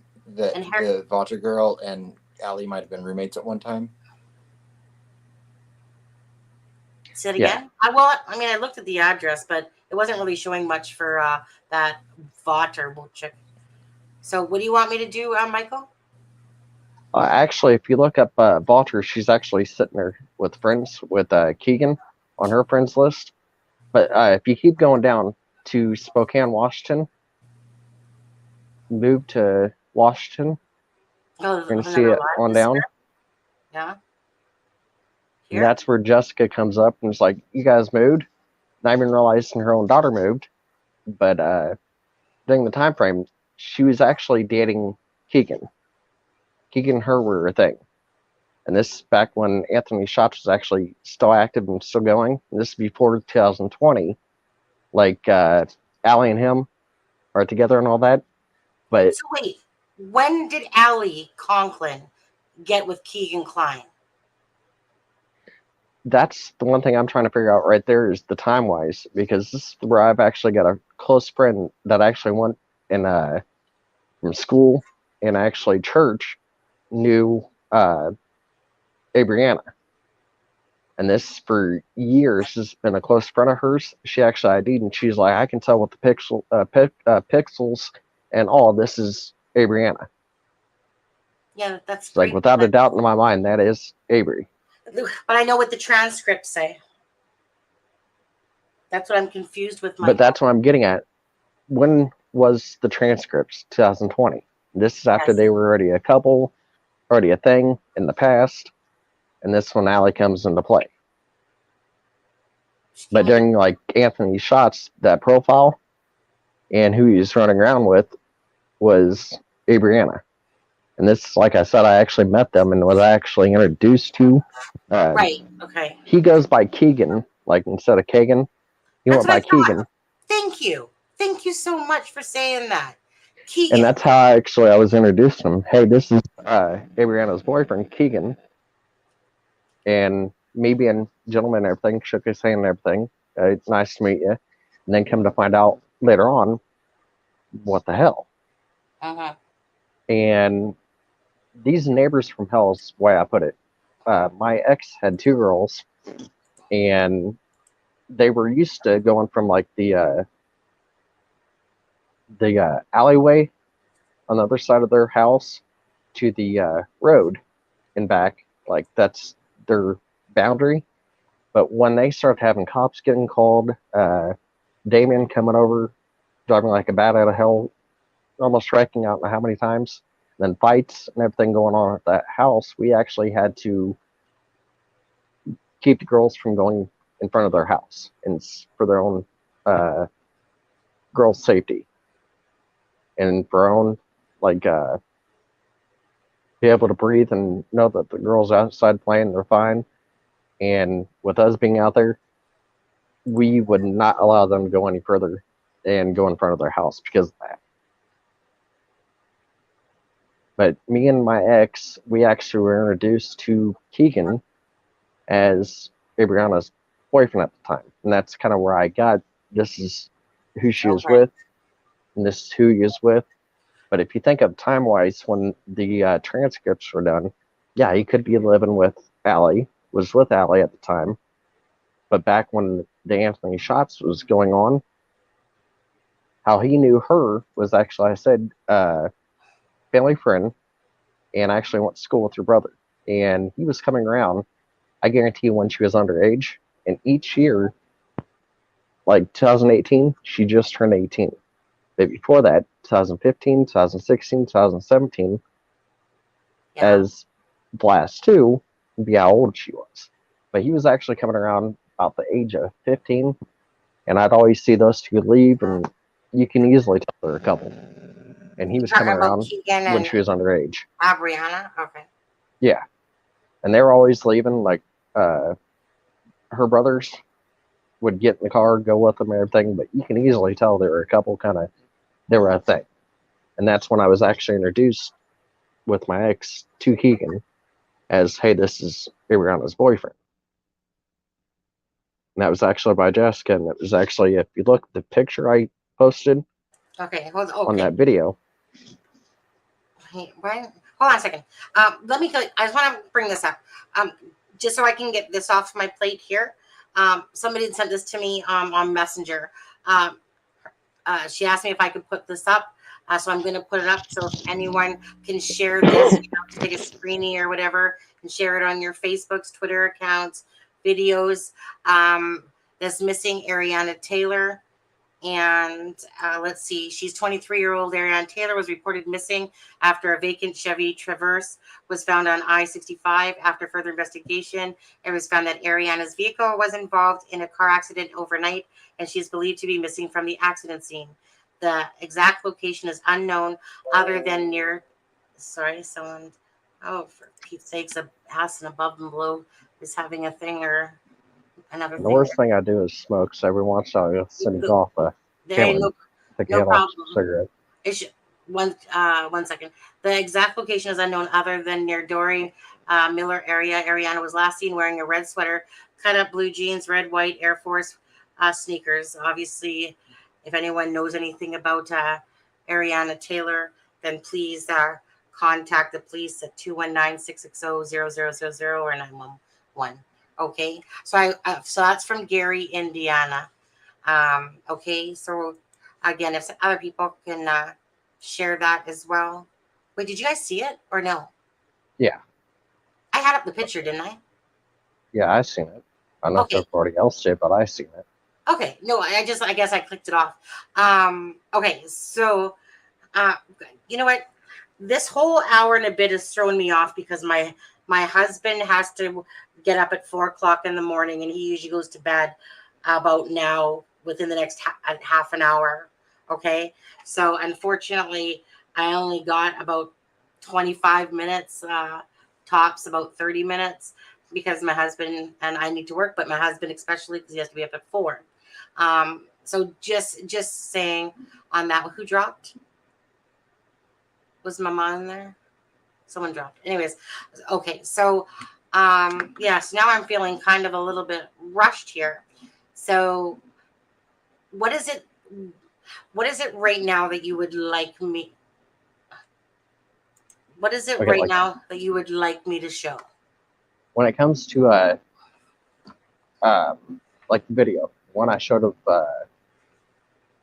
not Abriana, but the other one, when it shows like Adam J. Pratt, a few of the names, that's what I'm getting at when people like Adam show up on friends lists with both Ariana. I already showed that for a bit. I already showed that one for a bit. Okay. Well, what I was getting on that one is like Adam J. Pratt, when it comes to Fouts, yeah, the good old boy system, you're starting to notice some of the friends that Adam's friends with.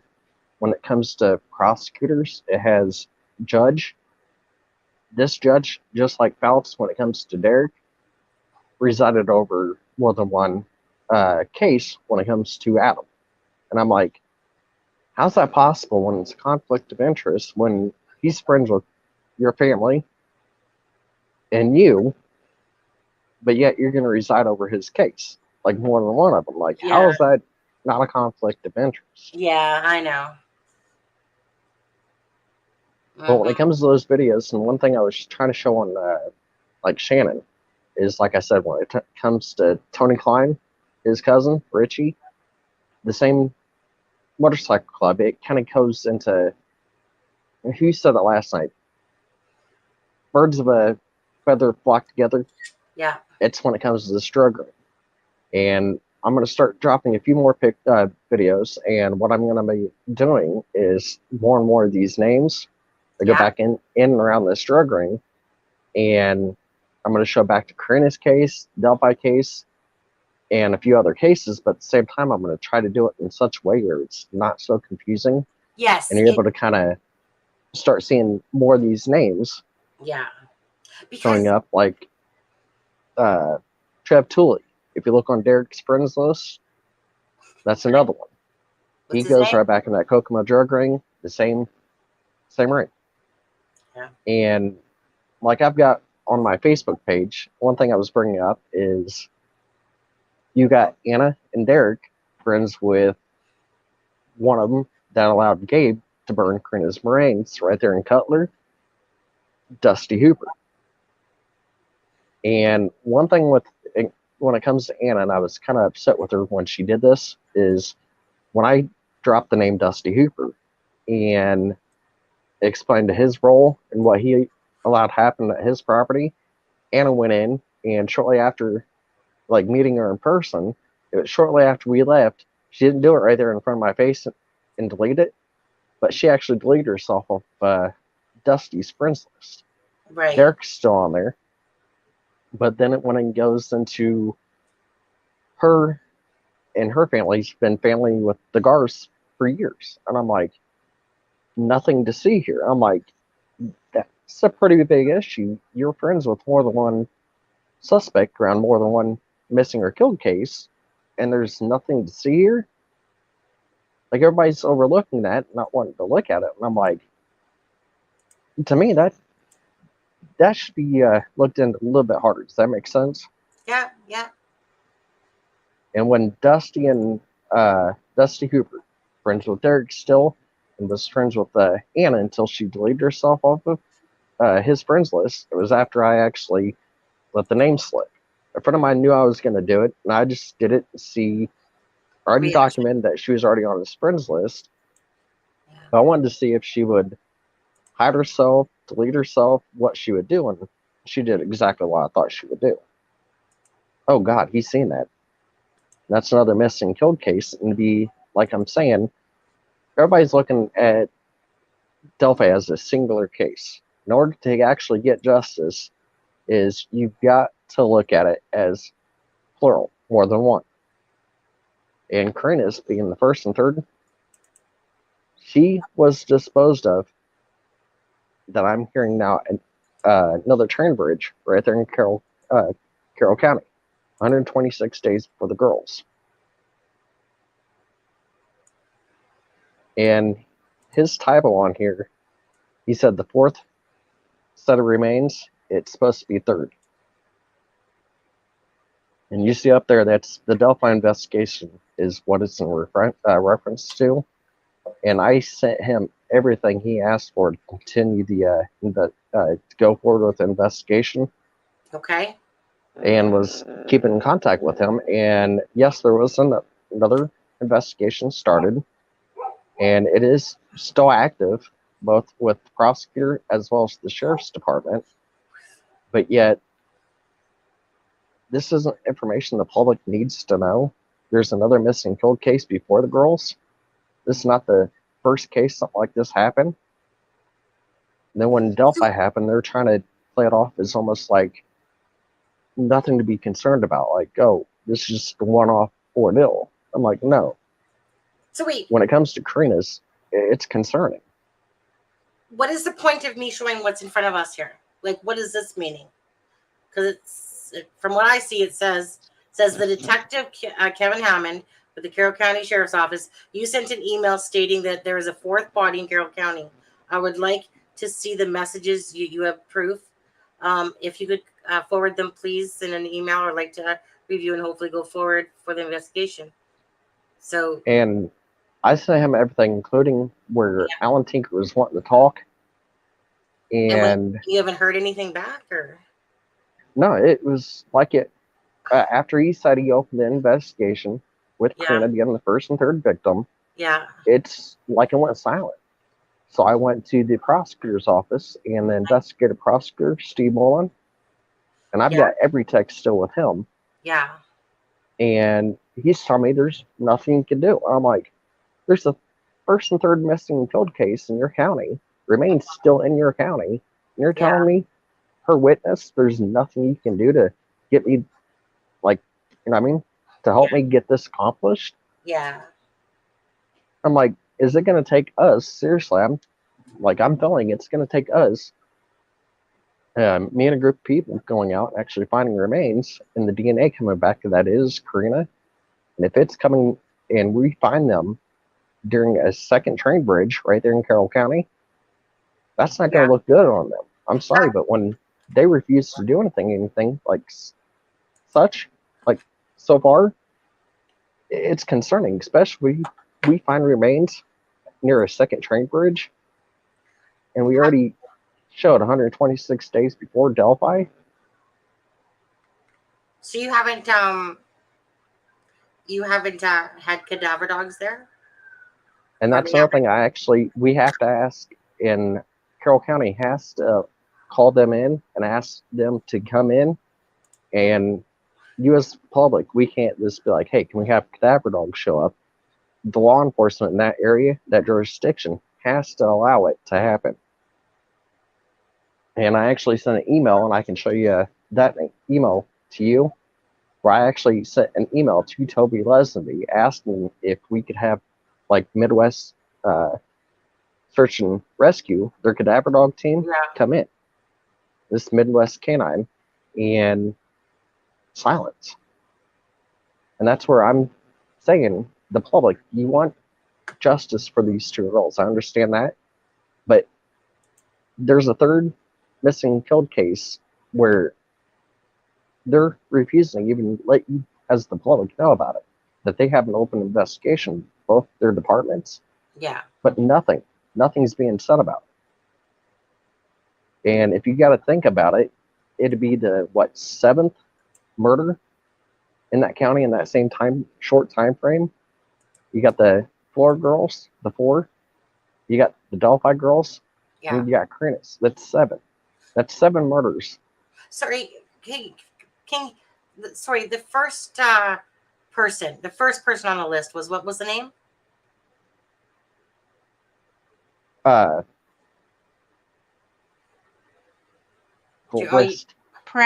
Are you talking about Pratt? No, the first person on the murders, like you said, that there's 1, 2, 3, 4. Oh. It'd be Crennis, the first and third. Karina McClurkin. Then you have the Flora, those 4 girls, and Delphi.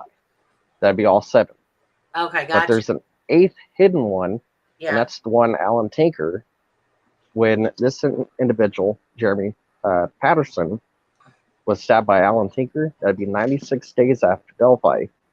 The reason he stabbed and killed him was he was coming behind not only me on Gabriel Ellis, being involved with Crennis, but he actually had information where Alan Tinker had involvement with Crennis' case. And Alan could not have that. So Alan ended up killing Jeremy Patterson, and like I said, that's 96 days after Delphi. Yeah. That's 4 murders right there, and it's involving that same ring. And like Alan Tinker not wanting to be named involved was there and actually took part in Karina's case. That's how he knows the details.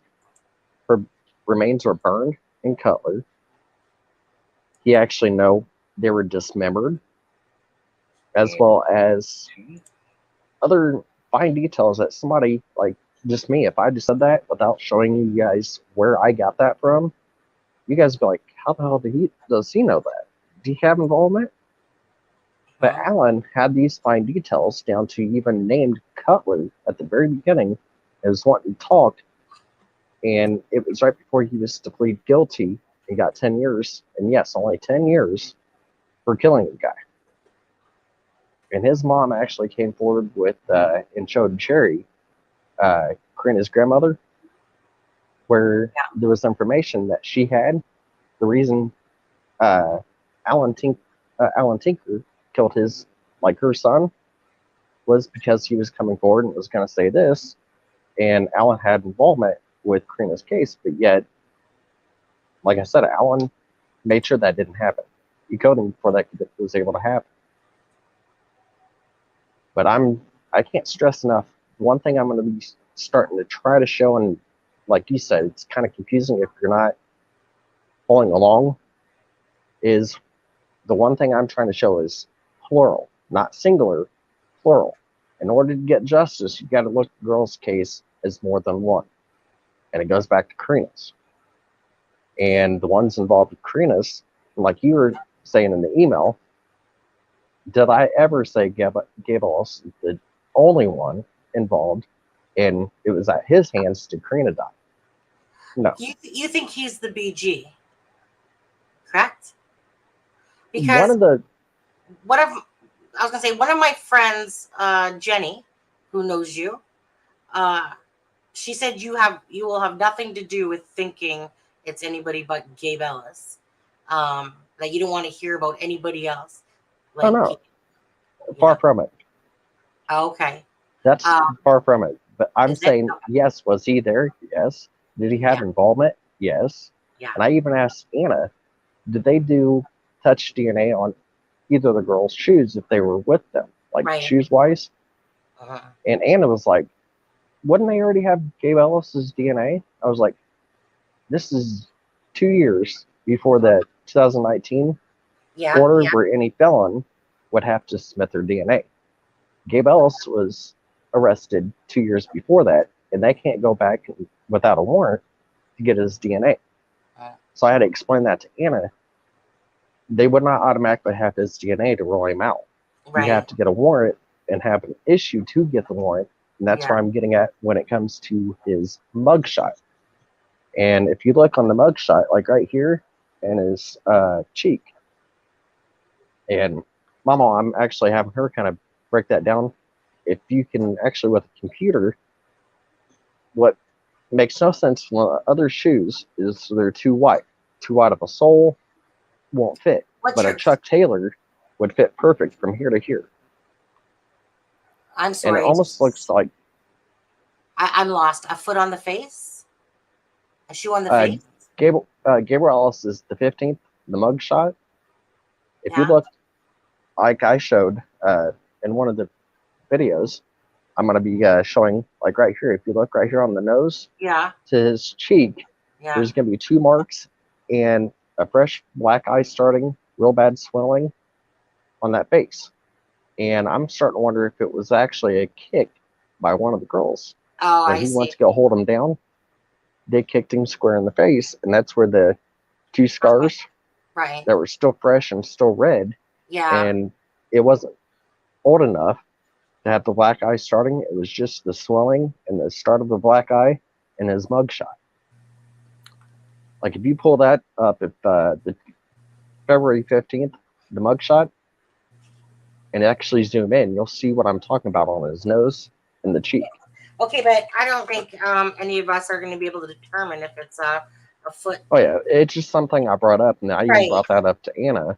That she was under the misunderstanding that they would already have his DNA on file. Hunting, did Anna 2 years know whether before she that. had whether Abby had her shoes on?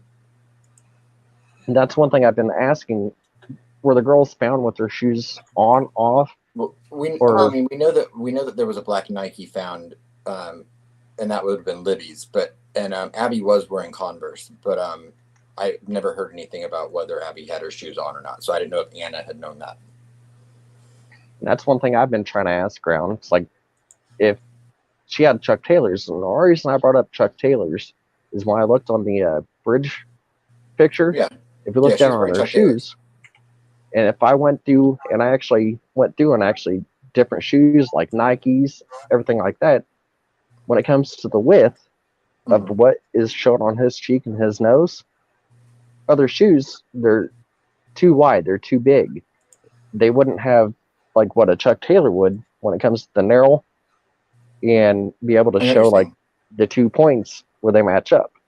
And it's almost like when I actually did the like crop the picture of the Chuck Taylor, you have to do it at a slight angle, almost like it's being a kick up.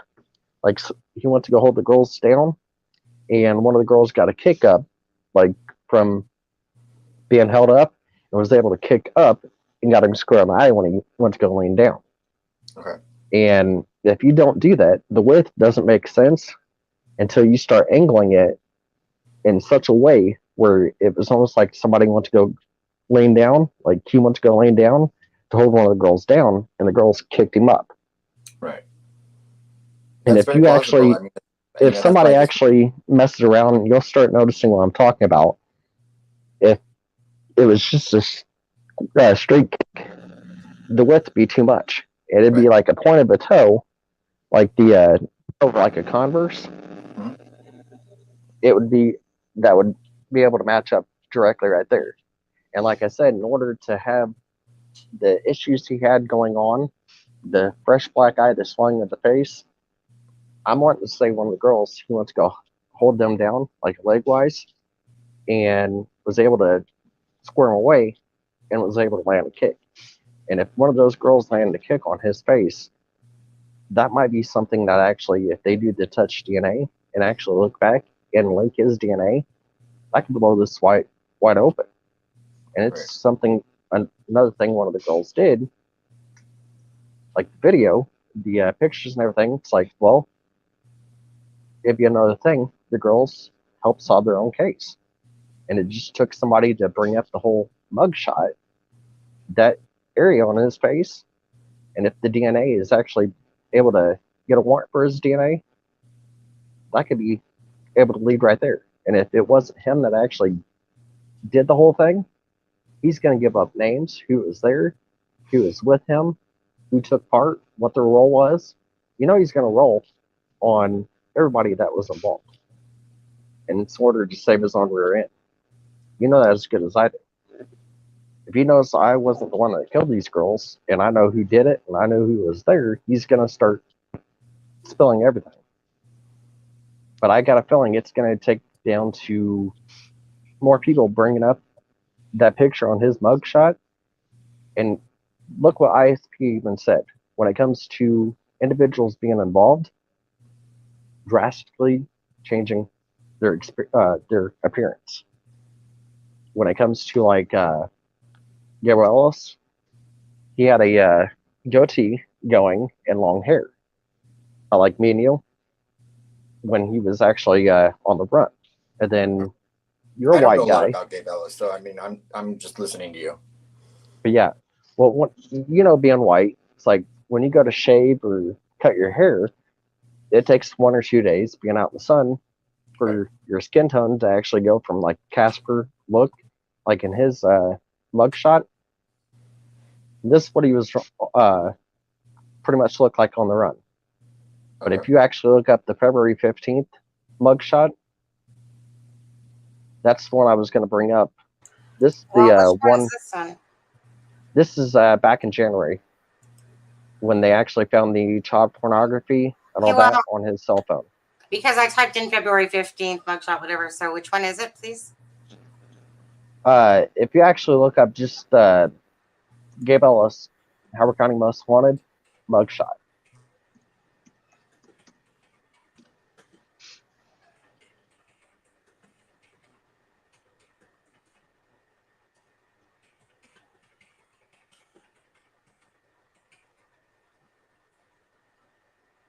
Okay, so I still keep getting the same one. You should be able to find the second one because it's Howard County's Most Wanted. Is how I usually find it. So I got Gabe Ellis, Carroll County's most wanted mugshot. Howard County Most Wanted Sorry, mugshot. Howard County. Oh, my bad. Yes.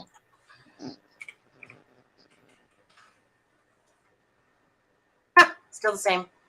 Wait, yeah. Look, what does it look like? Tell me what it looks like.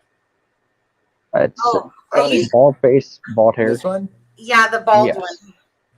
Which one did you got? Yeah, that's one I just found right now. Yeah. So let me do that one. Okay.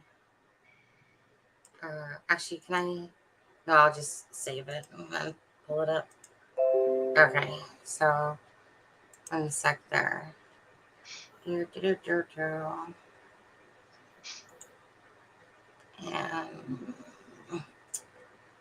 I really need to organize my shit. Okay, let's see. Yeah. Oh my God, there's Karina's fake face as I was loading up this picture. Stop screen, share screen. Boom. This one. Boom, boom, boom, boom, boom. Now zoom in, and then look on his nose and that cheek area. If you zoom in, you're gonna start noticing the red marks. Like we can see them, I think, already, don't count we? And then the swelling that's going on that side of his face, and he's got a fresh start of a black eye right there. Mm-hmm. Yeah. But that's what I was getting at. If you actually do a converse, like a child's converse, and actually Photoshop it right there, Yeah, you can mess around. I feel like the Converse is stretching it.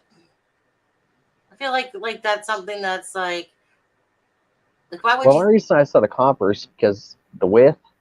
If I tried like a Nike and the other shoes I've been hearing about, so you're thinking it's not a fist, that this is a. Yeah, it's a shorter distance. Like if you do like a Nike shoe, it'd be too wide and it'd go over the nose and the cheek area. The only reason I said a Converse is the width of the shoe. Why that would actually match up. Okay. So, yeah, but couldn't some of it just be freaking shadowing?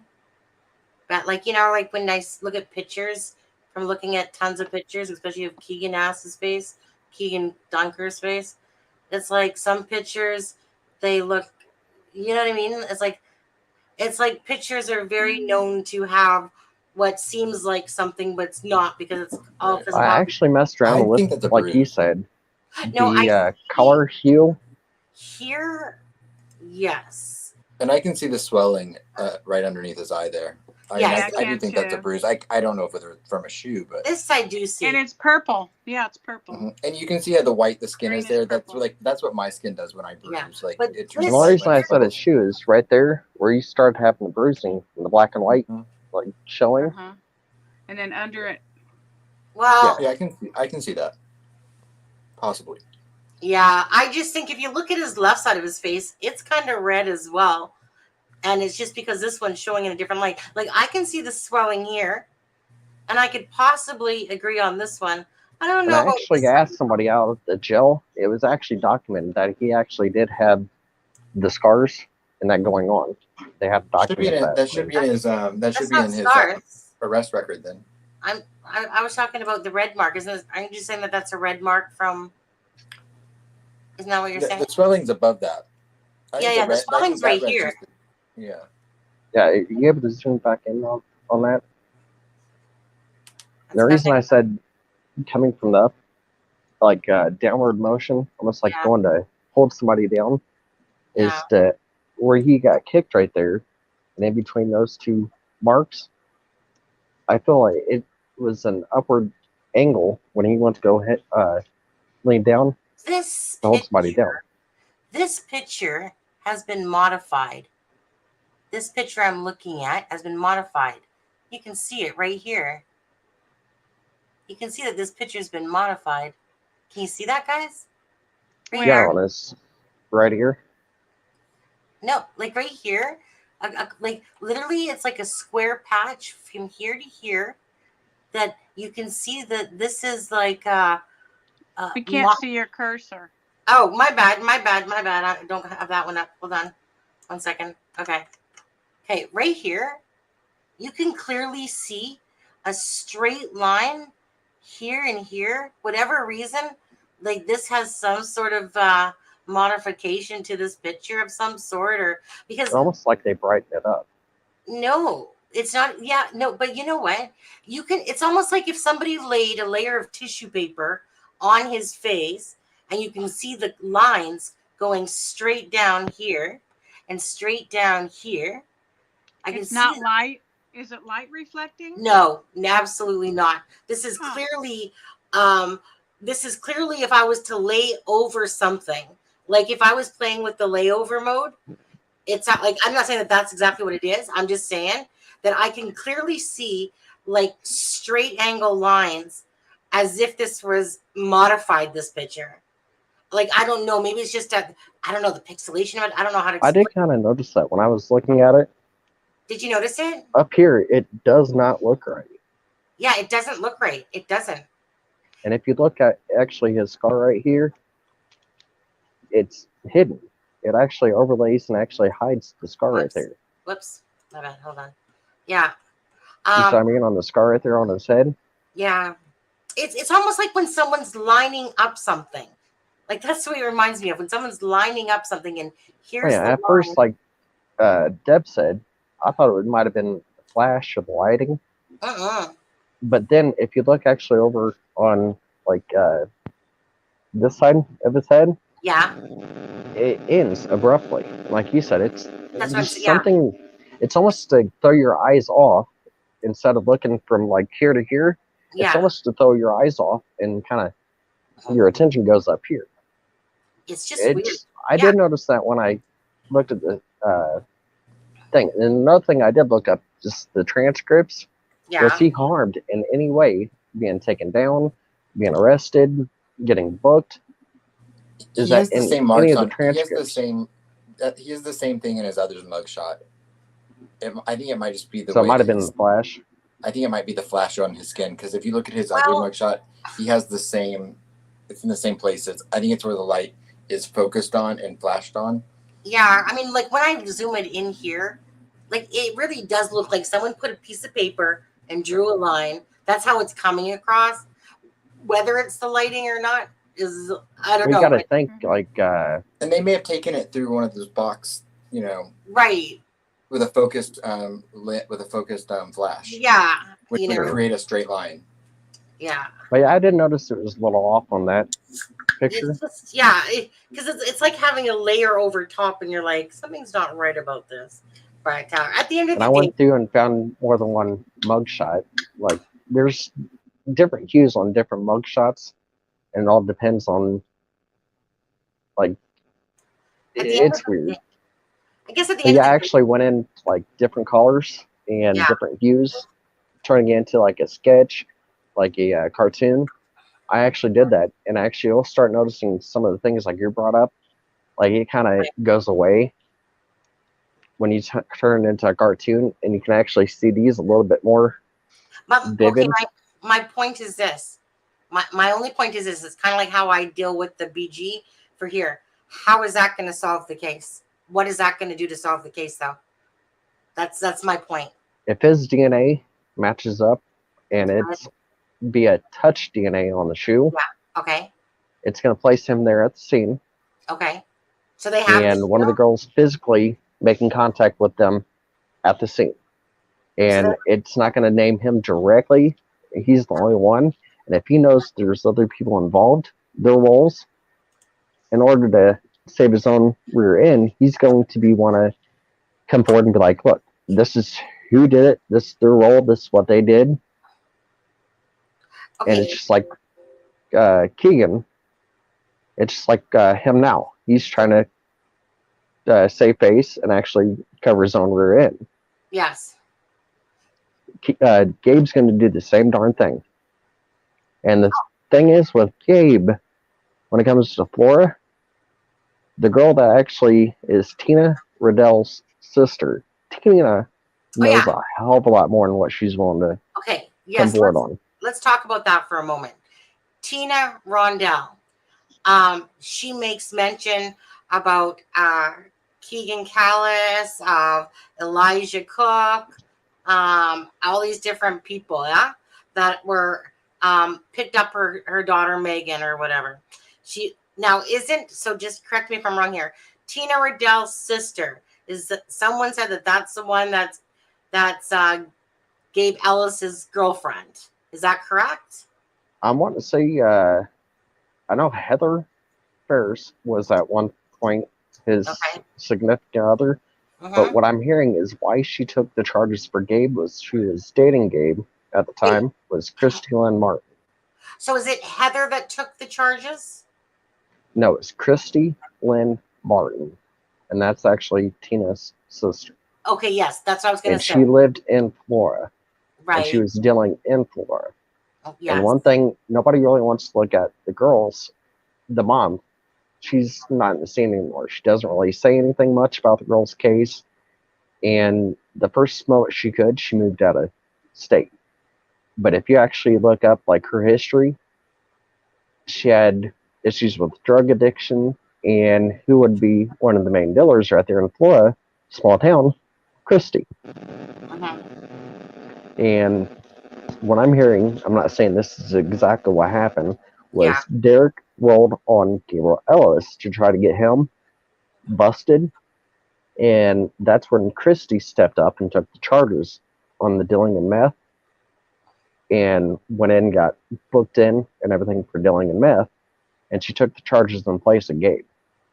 And like Tina said, still allowed the big man, Gabe, to keep running, keep doing what he was doing and everything. Jail or not? Now, Gabe is in jail, yes. Prison, I and Christie is as well. Okay. If you actually look up Christie Lynn Martin, not yet. But Department of Corrections, you'll look up. Yes, she's, I believe, still in prison. You're leaning in, I think, and it's creating a bzzz. Somebody is. Bzzz. Yeah, it's you.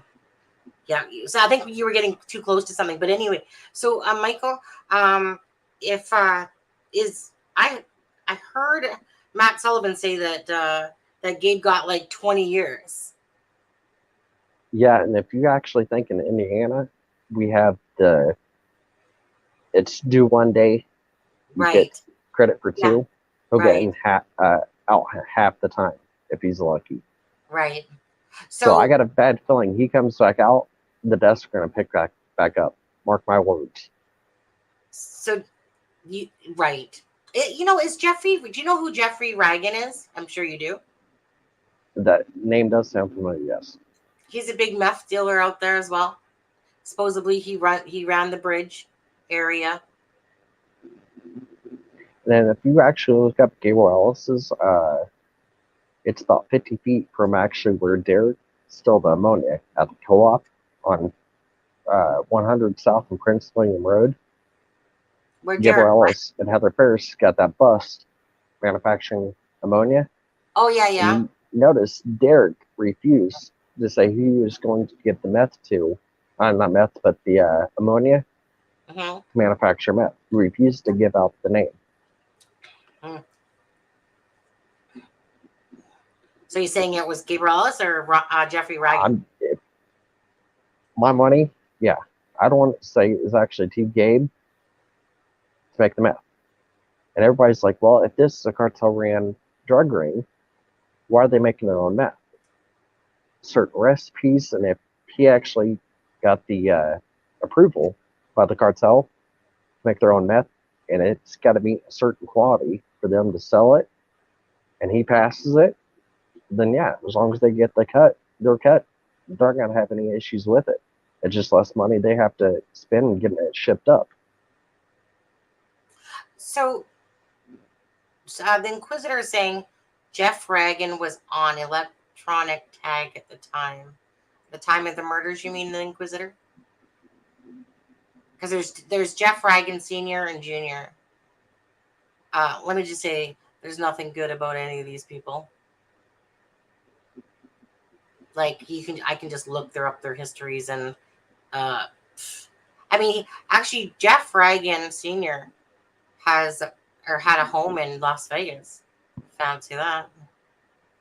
The thing is, Nevada, there's actually other individuals right there in play. There's a couple cases in Nevada where there's people that actually came from Kokomo in that drug ring that actually moved out that way. And that's kind of not too soon after they moved out there.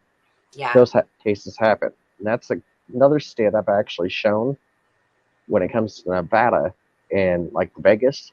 That's exactly where two of these people that came directly from this ring from Kokomo moved out to. So did you know anything about, just to ask you, did you know anything about all these people that were at the bridge the night before? Have you ever heard that? Do you know about that? That's actually another thing I've actually heard, and that's actually in my informant files. Brad Holder and the Sons of Odin, the military, not military, but militia group he belonged to, that's another group I'm actually hearing being at Logan's property 24 hours before the girl's case. And they were doing training, shooting and stuff like that there on the property. And that could easily be shown where somebody has like a metal detector, goes out and actually starts finding a bunch of casings and actually Yeah. a bunch of shots into a tree. That's going to show you right there that yes, that place was used for training, and a bunch of shooting casings, like ARs, like 5.56 rounds. You find a bunch of rounds right there, and they're shooting at a certain direction. It kind of shows they were sitting there training. There's a bunch of rounds going down range. Brad Holder was at work in Buffalo, Indiana at the time. He was compelling to look into. But one thing I'm getting at is that Brad Holder is a couple months before Delphi even happened, even Karina's happened, the agent, Michael Curtis, had me look into Sons of Odin. Yeah. It's a little group, and I even noticed it when Karina's case happened. Gabe Ellis, Kyle Stacy, the one that actually Gabe had bring a hot shot to make sure Karina was dead. Yeah. And when it goes to like the Sons of Odin, the only reason I'm bringing that up is Delphi, Peru, Logansport, all these were names. And this is another thing. I'm in the process of getting this phone back. And in those messages between me and that agent, we were talking about the Sons of Odin group that Gabe and Brad both belong to. And I've actually been hearing things where Mike Patty might actually belongs to it as well. Yeah, I don't know exactly, but you sir, I'm getting at. Yeah. It's a group they all belong to, and that's exactly how those two agents that were over me, how they were allowed to come in and be involved when it comes to actually Delphi. Yeah. And it's that right there, that Sons of Odin. They were already looking at a couple of the names, but when they seen Brad Holder show up and then sitting in my informant files, his name and a few others, in that exact area, it kind of gave them a foot in the door to get involved. And have you seen the transcripts of the radio conversations? You might find that. I'll send it to you. And one thing that was asked is the FBI here? If not, then can you keep them at bay if you can? I noticed somebody said that in the comments, but I did want to bring that up. If you bring up the transcripts, I don't have it. I'll show you a transcript, like the printout, and on that, I have it circled, and you'll see, is the FBI here? If not, can you keep them at bay if you can? Why would they want the FBI to be kept at bay when their experience, their other individuals actually have more experience, more money, and more people to look than a small group of like sheriff's department deputies?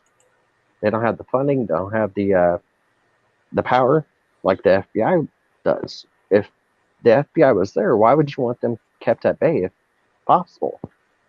When they have more experience and actually able to look at this directly how it needs to be seen, and actually to preserve that scene right then and there. They've got the manpower to shut that scene down, nobody in and out, and more than just a few deputies out searching. Does that make sense? Yeah. But why would you want the FBI kept at bay if possible? Right. Yeah. And there's actually an individual that actually came out with, this would be about 6 hours before the girls were actually found. You probably heard about that. There's a guy that came up to a couple of officers, said the girls were found over by the, like the water, and actually said exactly there. I've got that in the transcripts. Say that one more time, Michael, please. There's an individual where he actually came forward to a couple officers, and this would be 6 hours before they actually found the girls. Okay. Where he tells these officers where the girls, they were found, and this is where. And then 6 hours later, this is when they actually find the girls. But I'm actually hearing that he came up to these individuals, like these two officers, and said, hey, the girls were found, this is where. And I don't want to give this guy's name, but he was actually one of the searchers. But he actually went up to these two officers. Hey, the girls were found, and this, like I said, 6 hours transcript-wise. You'll see where this individual came up and talked to these two officers. And then when the girls were found, and that's when they in the transcripts where the FBI, or if they're not here, then can we keep them at bay? Like, I'll show you that transcript and send that to email for you. Let me just talk to the Inquisitor for 1 second. Well, duh, because the BG is KD. He's not in the transcript. See? Solved. We can all go to bed now, guys. Except for Karina's case and some other ones. Flora. Still got those to work on. John Galetko, neighbor to Tony, or big. I'm probably going to hop off of here and go and kind of sit and chat. I got a feeling it kind of keeps looking around at me. I'm keeping them up. It's like 1:22 here, and they're keep looking around. They got work in the morning. Who does? Who? My little brother. Oh yeah, no problem. You know what? Actually, yeah, he has to get up about 5 o'clock in the morning, about like your husband. I was gonna say I'm gonna he hop keeps off. coming in the kitchen, kind of looking in here, and I'm like, oh, okay. So I'm gonna be getting off here too. So what I'm gonna do is this. I'm posting your again, you guys. I'm posting Michael Phillips, his YouTube channel link is in the chat. You guys can go watch his videos. I mean, some of the interesting ones to watch too. You might want to put your link from your old video, or Fight for Justice. The Fight for Justice. You might want to put that in your link. Because I was talking about some of these names, like all the way back then. And that was at the very beginning. Yeah. And then I kind of did this hunting evil and true crime investigates. And the reason I did this one is to kind of smack Brain Slime back in the face. Everything he used his channel and his followers and everything for, it's to cover up his dealers and his drug buddy, like his meth buddies. Mm-hmm. Anytime you get close to them, he was using his platform and his voice on, don't look here, there's no reason to look here. Right. But yet, at the very same reasoning, you're like, the drug ring, we're noticing more and more people. I'm starting to see it. I'm starting to notice that drug ring, especially most people are asking, why did Greeno got the warrant out for him? It was he tested positive for meth and weed in his system. And where do you think that money was coming from to get his meth? His followers and everybody that was kind of giving him money was getting turned around, and it goes right into the same drug ring. And some of the same people, they're involved with the girl's case. And he's giving them money right there, going from one hand to his meth dealer. And I ain't an issue, and more people keep listening to him. Like, look into his history and why he actually got the warrant out for his arrest. It was the meth and the weed. But more than anything, it was the meth. Yeah. You're leaning too close to your little mic thing there again. I was just going to say something, but then Inquisitor, let me tell you something, dude. KD is the BG. You're way off track if you're thinking that Denny Galico guy was the freaking BG. These are all meth heads and whatever, okay? But it's just that it's time to get on the right track. I wish people would a little bit pay attention to truly what's kind of going on and being said. Like, what was it? Okay, I was going to say something quickly that Matt Sullivan said, damn it. And it was on my head until I saw the Inquisitor he's looking like you are in chat. Every sentence is freaking coming off from his. Is he related to you? Eh? What'd you say? So for once I'm on live and I'm not guilty. Yeah. No, but shit. There was something I was gonna say that Sullivan said. Oh my god. It was important too. And then my brain is just, oh my god. Because I am gonna bring this up. This might refresh your memory. Sure. You keep saying I'm only after Gabe. The reason I'm after Gabe is he is like one of the big weak links. Right. Yeah. If you hit him and get the charges on him, you know he's going to score on everybody that was there, their role, who actually killed the girls, how they did it. You know he's going to roll. And if you can get the charges on him, see where I'm getting at? Yeah, just hold on. Hey, Randy, have a good day. You're a loser. Go find another channel to troll. Thank you. Here we Hey, go. Randy, this Am I is the only one personally that for got me. him first? I'm the. Go say hi to Greeno in jail. You see that? I guess this bitch knows everything. Well, darn right. You know, I think Hey, there's Randy, how about you go to jail and be Anthony Greeno's little butt buddy? I'm sure he'd love that. Right. It's pissing me off. I really had something really good to say.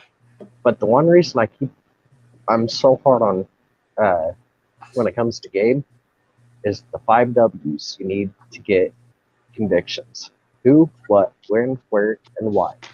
Then you also have to have motive. And right there, like I said, it doesn't mean that he is the only BG. We know there's a group that was involved. Yes. It's not a singular person that could have done that. No. I don't care what anybody says, 1 or 2 people like Tony and Keegan. No. Yeah. That was a group of people. Yeah. That was orchestrated by a group of people. Yep. Yeah. I hate saying that. I don't care what anybody says. Oh, no, but that's how I feel. Well, that's how we feel, I think. I don't and the one thing I do want to bring up on Gabe is a gun would give you all control of the girls. The 15th, when he was picked up, about 24 hours later, illegal possession of a firearm. You guys all that got charge never even got on him. I just gotta look at I just gotta look at Keegan Dunker's friend. Remember when he took that picture? And there's like freaking 8 little friends all lined up in a row with their ass shotguns in their hands. And they're freaking what's concerning when 13, it comes to Gabe, 14, you got 30 charges coming on Keegan right now. That's 30 charges coming on him. Yeah. The child exploitation, the production, the possession of child pornography. None of these got on Gabe, including the illegal possession of a firearm by a felon, which would add extra years. He only got dealing in methamphetamine and possession of meth. Yeah. That's all he had on him. I don't believe Gabe Ellis is related to Libby whatsoever. No. Oh, yeah. Well, I'm going to hop off and head to bed. Okay. Yeah, so let me put this back. I'm sorry to keeping you up, like, no, it's not waiting your, so long. We're going to blame Mama the whole time, weren't we? Yeah, right? Well, hey, he's trying to say he got me. I'm like, no, it was actually her on the phone I was talking to the whole time. Yeah. I heard him in the background. Like he said, he's the numbers number guy. If I can show him some numbers, and that's another thing like I was showing on Adam Pratt, the Howard County Commissioner, his real estate business, one of his brokers actually shows around that drug ring in the cartel a lot. And what's the cartel known for when it comes to laundering money? Real estate. And that's another thing I hate bringing up, like the patties, but if you look Beacon Tax property information, they've got a nice bit of real estate, and it's properties they own. Yeah. Mm-hmm. And the real estate business, like what they were doing, how much work did they do for Paul Wyman and his company? And the only reason I keep going back to like the Kokomo Good Old Boy Club is what I call them. Yeah. Everybody's calling the drug ring the Kokomo Crew. I was one that kind of gave it that name, and now everybody's saying the Kokomo Crew. Well, the Kokomo Good Old Boy Crew was individuals like these motorcycle clubs. Then you got individuals like Bouts, the sex and drug ring. And what they did was actually the dealers and the individuals in the Kokomo Crew, they did their ties, their corruption, their issues to keep them to keep going. Less time, allowing these people to get out. Like that's another one. It's Jamie Newsbaum, Nausbaum. Yeah. Yeah. if you actually look in 2018 raids, she had 5 grams of meth on her. She was just picked up in 2022 with over 10 grams. And I'm like, that shows you that drug ring is still highly, very, very active. Yeah. And highly still going. And then she's doing the same just for them. I'm like, then how she's gotten out, and she's actually out, but Gabe's spending all these years in prison. Why is individuals like dealers like her any different? Why was she out and about and actually out of prison and then dealing back with that same drug ring and then now busted with over double what she was hit back in 2018 during the raids? Something doesn't add up there. Why the light sentencing and allowing some of these individuals that are known to be a cartel raid? Yeah, it was a cartel raid. They actually named that in the 2018 raids, that it was fed and operated by the cartel. And how do you say it? Sinaloa? Like, how do you say that? Adam? Sinaloa? Or what is that cartel? That's the one that's actually in this area. Sinaloa. Do you know, I'm Deb? not even going to keep trying. I don't know what he's trying to say. It's a certain cartel group. And it's Sinolla. Sinaloa. So That's actually the cartel group. That's actually got individuals family-wise. And it's more than one family. I've got like the Dukes, Chavez's, and a few others. It's actually the cartel kingpins there in Kokomo. They were getting their drugs from like Chicago and down from like Georgia. And that was actually said and actually shown in the raids. They actually had 2 hitmen come up and try to kill a informant. They refused to say what informant or come up with that, but I was actually getting death threats back then. It would not surprise me if these 2 were hired to come up, kill me or somebody that they thought was an informant. okay. I'm so sorry. Inquisitor, you created your account literally 2 days ago, and you plastered about 15. He has a whole videos. channel. He has videos, and he has a whole channel. Yeah. Those videos were all put up the other day. Yeah, I think it's newer, but I mean, it looked legitimate at least. No, it doesn't actually. Oh. It like everything was put up a day or 2 ago. That's it. Like all these videos. It's like someone's trying to make it look like they got a channel already. It's 2 days. It reminds me of something Reno did. Right before he went in jail, he threw a bunch of other people's videos on his page real quick. Yeah. No. But well, just that the Inquisitor, like he's taking over you. It's like you're in here, dude. Seriously. It ain't me. The only thing that I really like My hands are right here. I actually like the name the Inquisitor. It's that nice little Italian tech shit. But the accounts from like That's another 2 thing, days. like I was explaining on my video, that was a brown recluse fight. If you hate spiders, Oh, wow. I'd give you 2 thumbs up. I only got 1. Oh, gotcha. Ugh. That was actually 3 months in the hospital. I was one of the first brown recluse fights here in Indiana, like documented. And I actually had 3 CDC doctors on me. And I actually went into septic and was shutting down. They said if I didn't make it to the hospital and I did, another 24 hours I would have had a toe tag. But it took me 3 months in the hospital. And you see, it actually got to the point where it was like about 3 thumbs wide. Yeah. That's how big that 1 thumb was. Oh, that's crazy. And I always, even with it being hurting and everything like that, I always had the nurses like laughing. I asked them for a green marker. And mind you, my thumb's like the size of 3 thumbs and even bigger with the mesh and everything on there. Yeah. And I had one nurse just joking, like, I got to show the rest of the nurses this. And I had them come in, and I just one after another just rolling. And I was like, well, hey, it's a useless thumb now, so I turned into a green thumb. Yeah, even with that, I had to keep I mean, I know. positive. And same thing right now. I'm being told by individuals like a friend of Gabe's. Everything I've said Gabe and the ones around him did will be done to me if I keep talking. And then another one I have actually shown you is where this Daryl Farrell individual said, if I keep my gums moving, I'll be the next one missing and killed. I don't need to pack my bags where I'm going. So I cannot like stress enough. You're going to start poking around looking and throwing some names out. You better be ready because this drug ring, it's not just your normal average like drug ring. Yeah. It's cartel fed, and they actually take that as, oh, we can do whatever we want.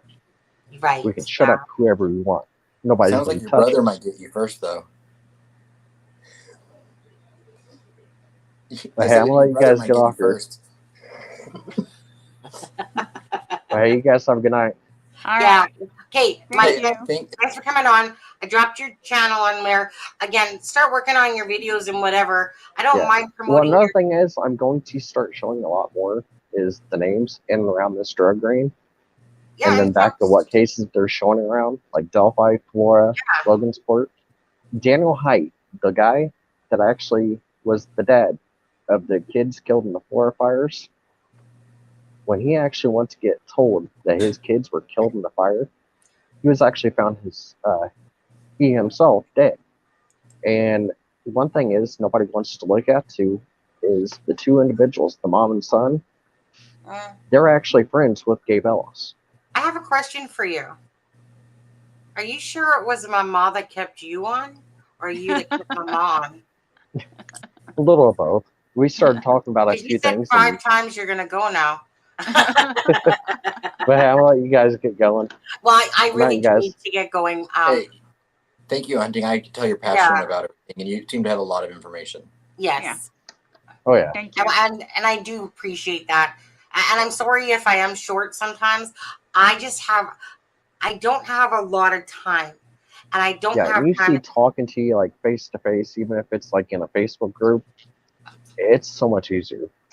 Yeah, I'm just afraid that I've already like I get messaged a lot, or like enough already.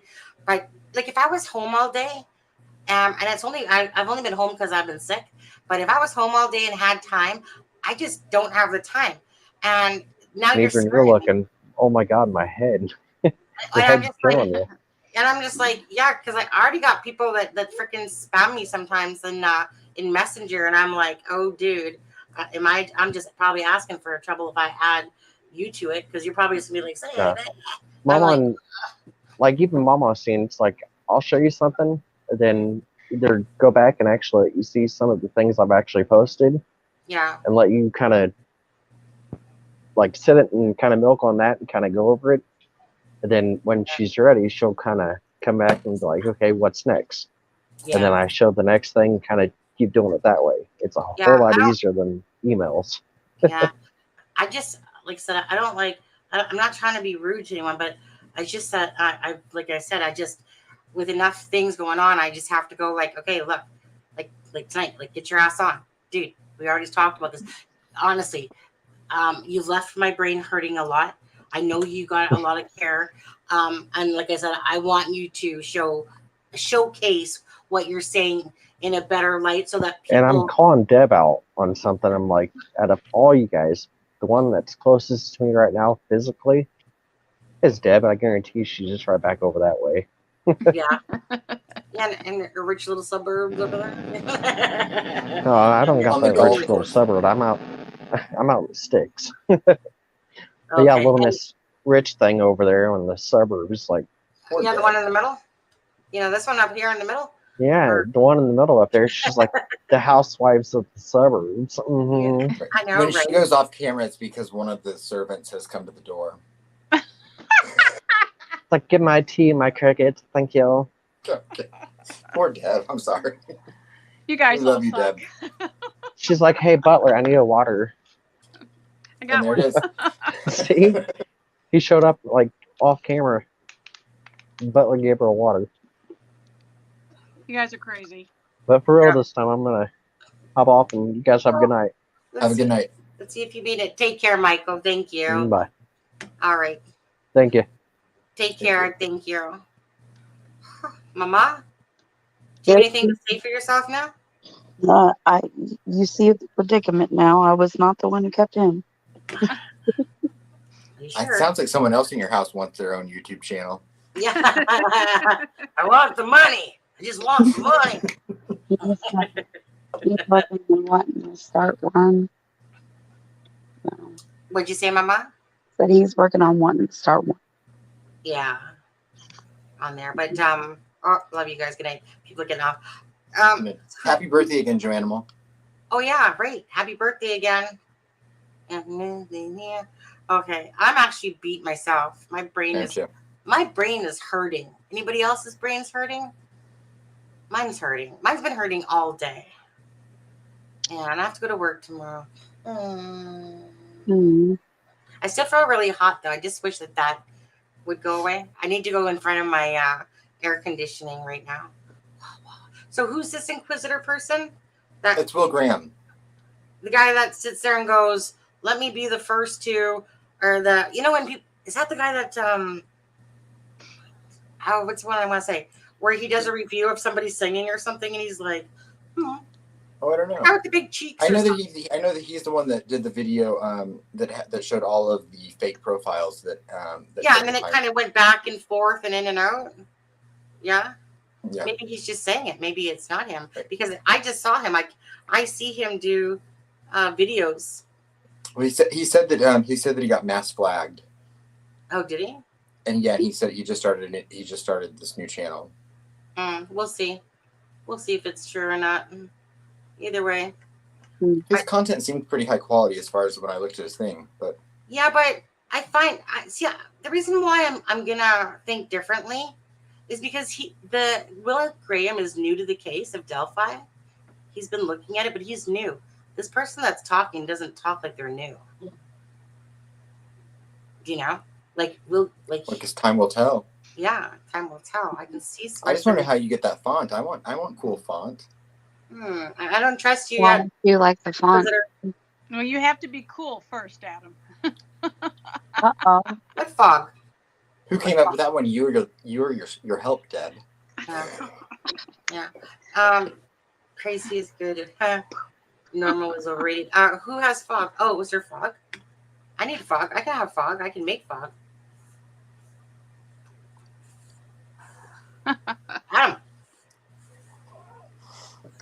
Adam.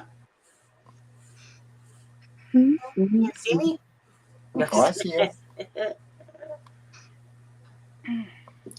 Inquisitor said ass above made videos on me. I think he's done videos on everyone. Yeah. My husband says baby, which means it's time to go night night. Oh, is he talking to me? Yeah, of course he said. He says, "Can you tell my baby Adam that I'll be right there?" Get over there, Adam. Uh-oh. Anyone that thinks that DP is the bridge guy probably should go. I don't know. Something. I guess as above thinks that he is DP. Yeah. Yeah. Right. But yeah. I wish you would give their head a shake, but whatever, each to their own. I mean, you know what? Maybe it's still Ron Logan. For all we know, maybe it's still Ron Logan. You know? Okay. I'm out of here. Thanks again, Michael. Thanks. Well, Mama, I was going to say thanks, but, you guys made my life like fucking hour. Sorry. I think, is Mama trying to troll me now? Is it your Richard? Richard's like, just keep him longer. Sabotage Sunny. Is that what he was saying? No. Are you sure? Because I was like, yeah, Mama, you're ignoring my messages. No, I'm not. I was on my other Facebook profile because he wanted to talk to me, but I don't know him. So I'm trying to be rude, and I wasn't trying to give him my personal Facebook profile. So I used the one that I have for my Facebook page or my YouTube channel.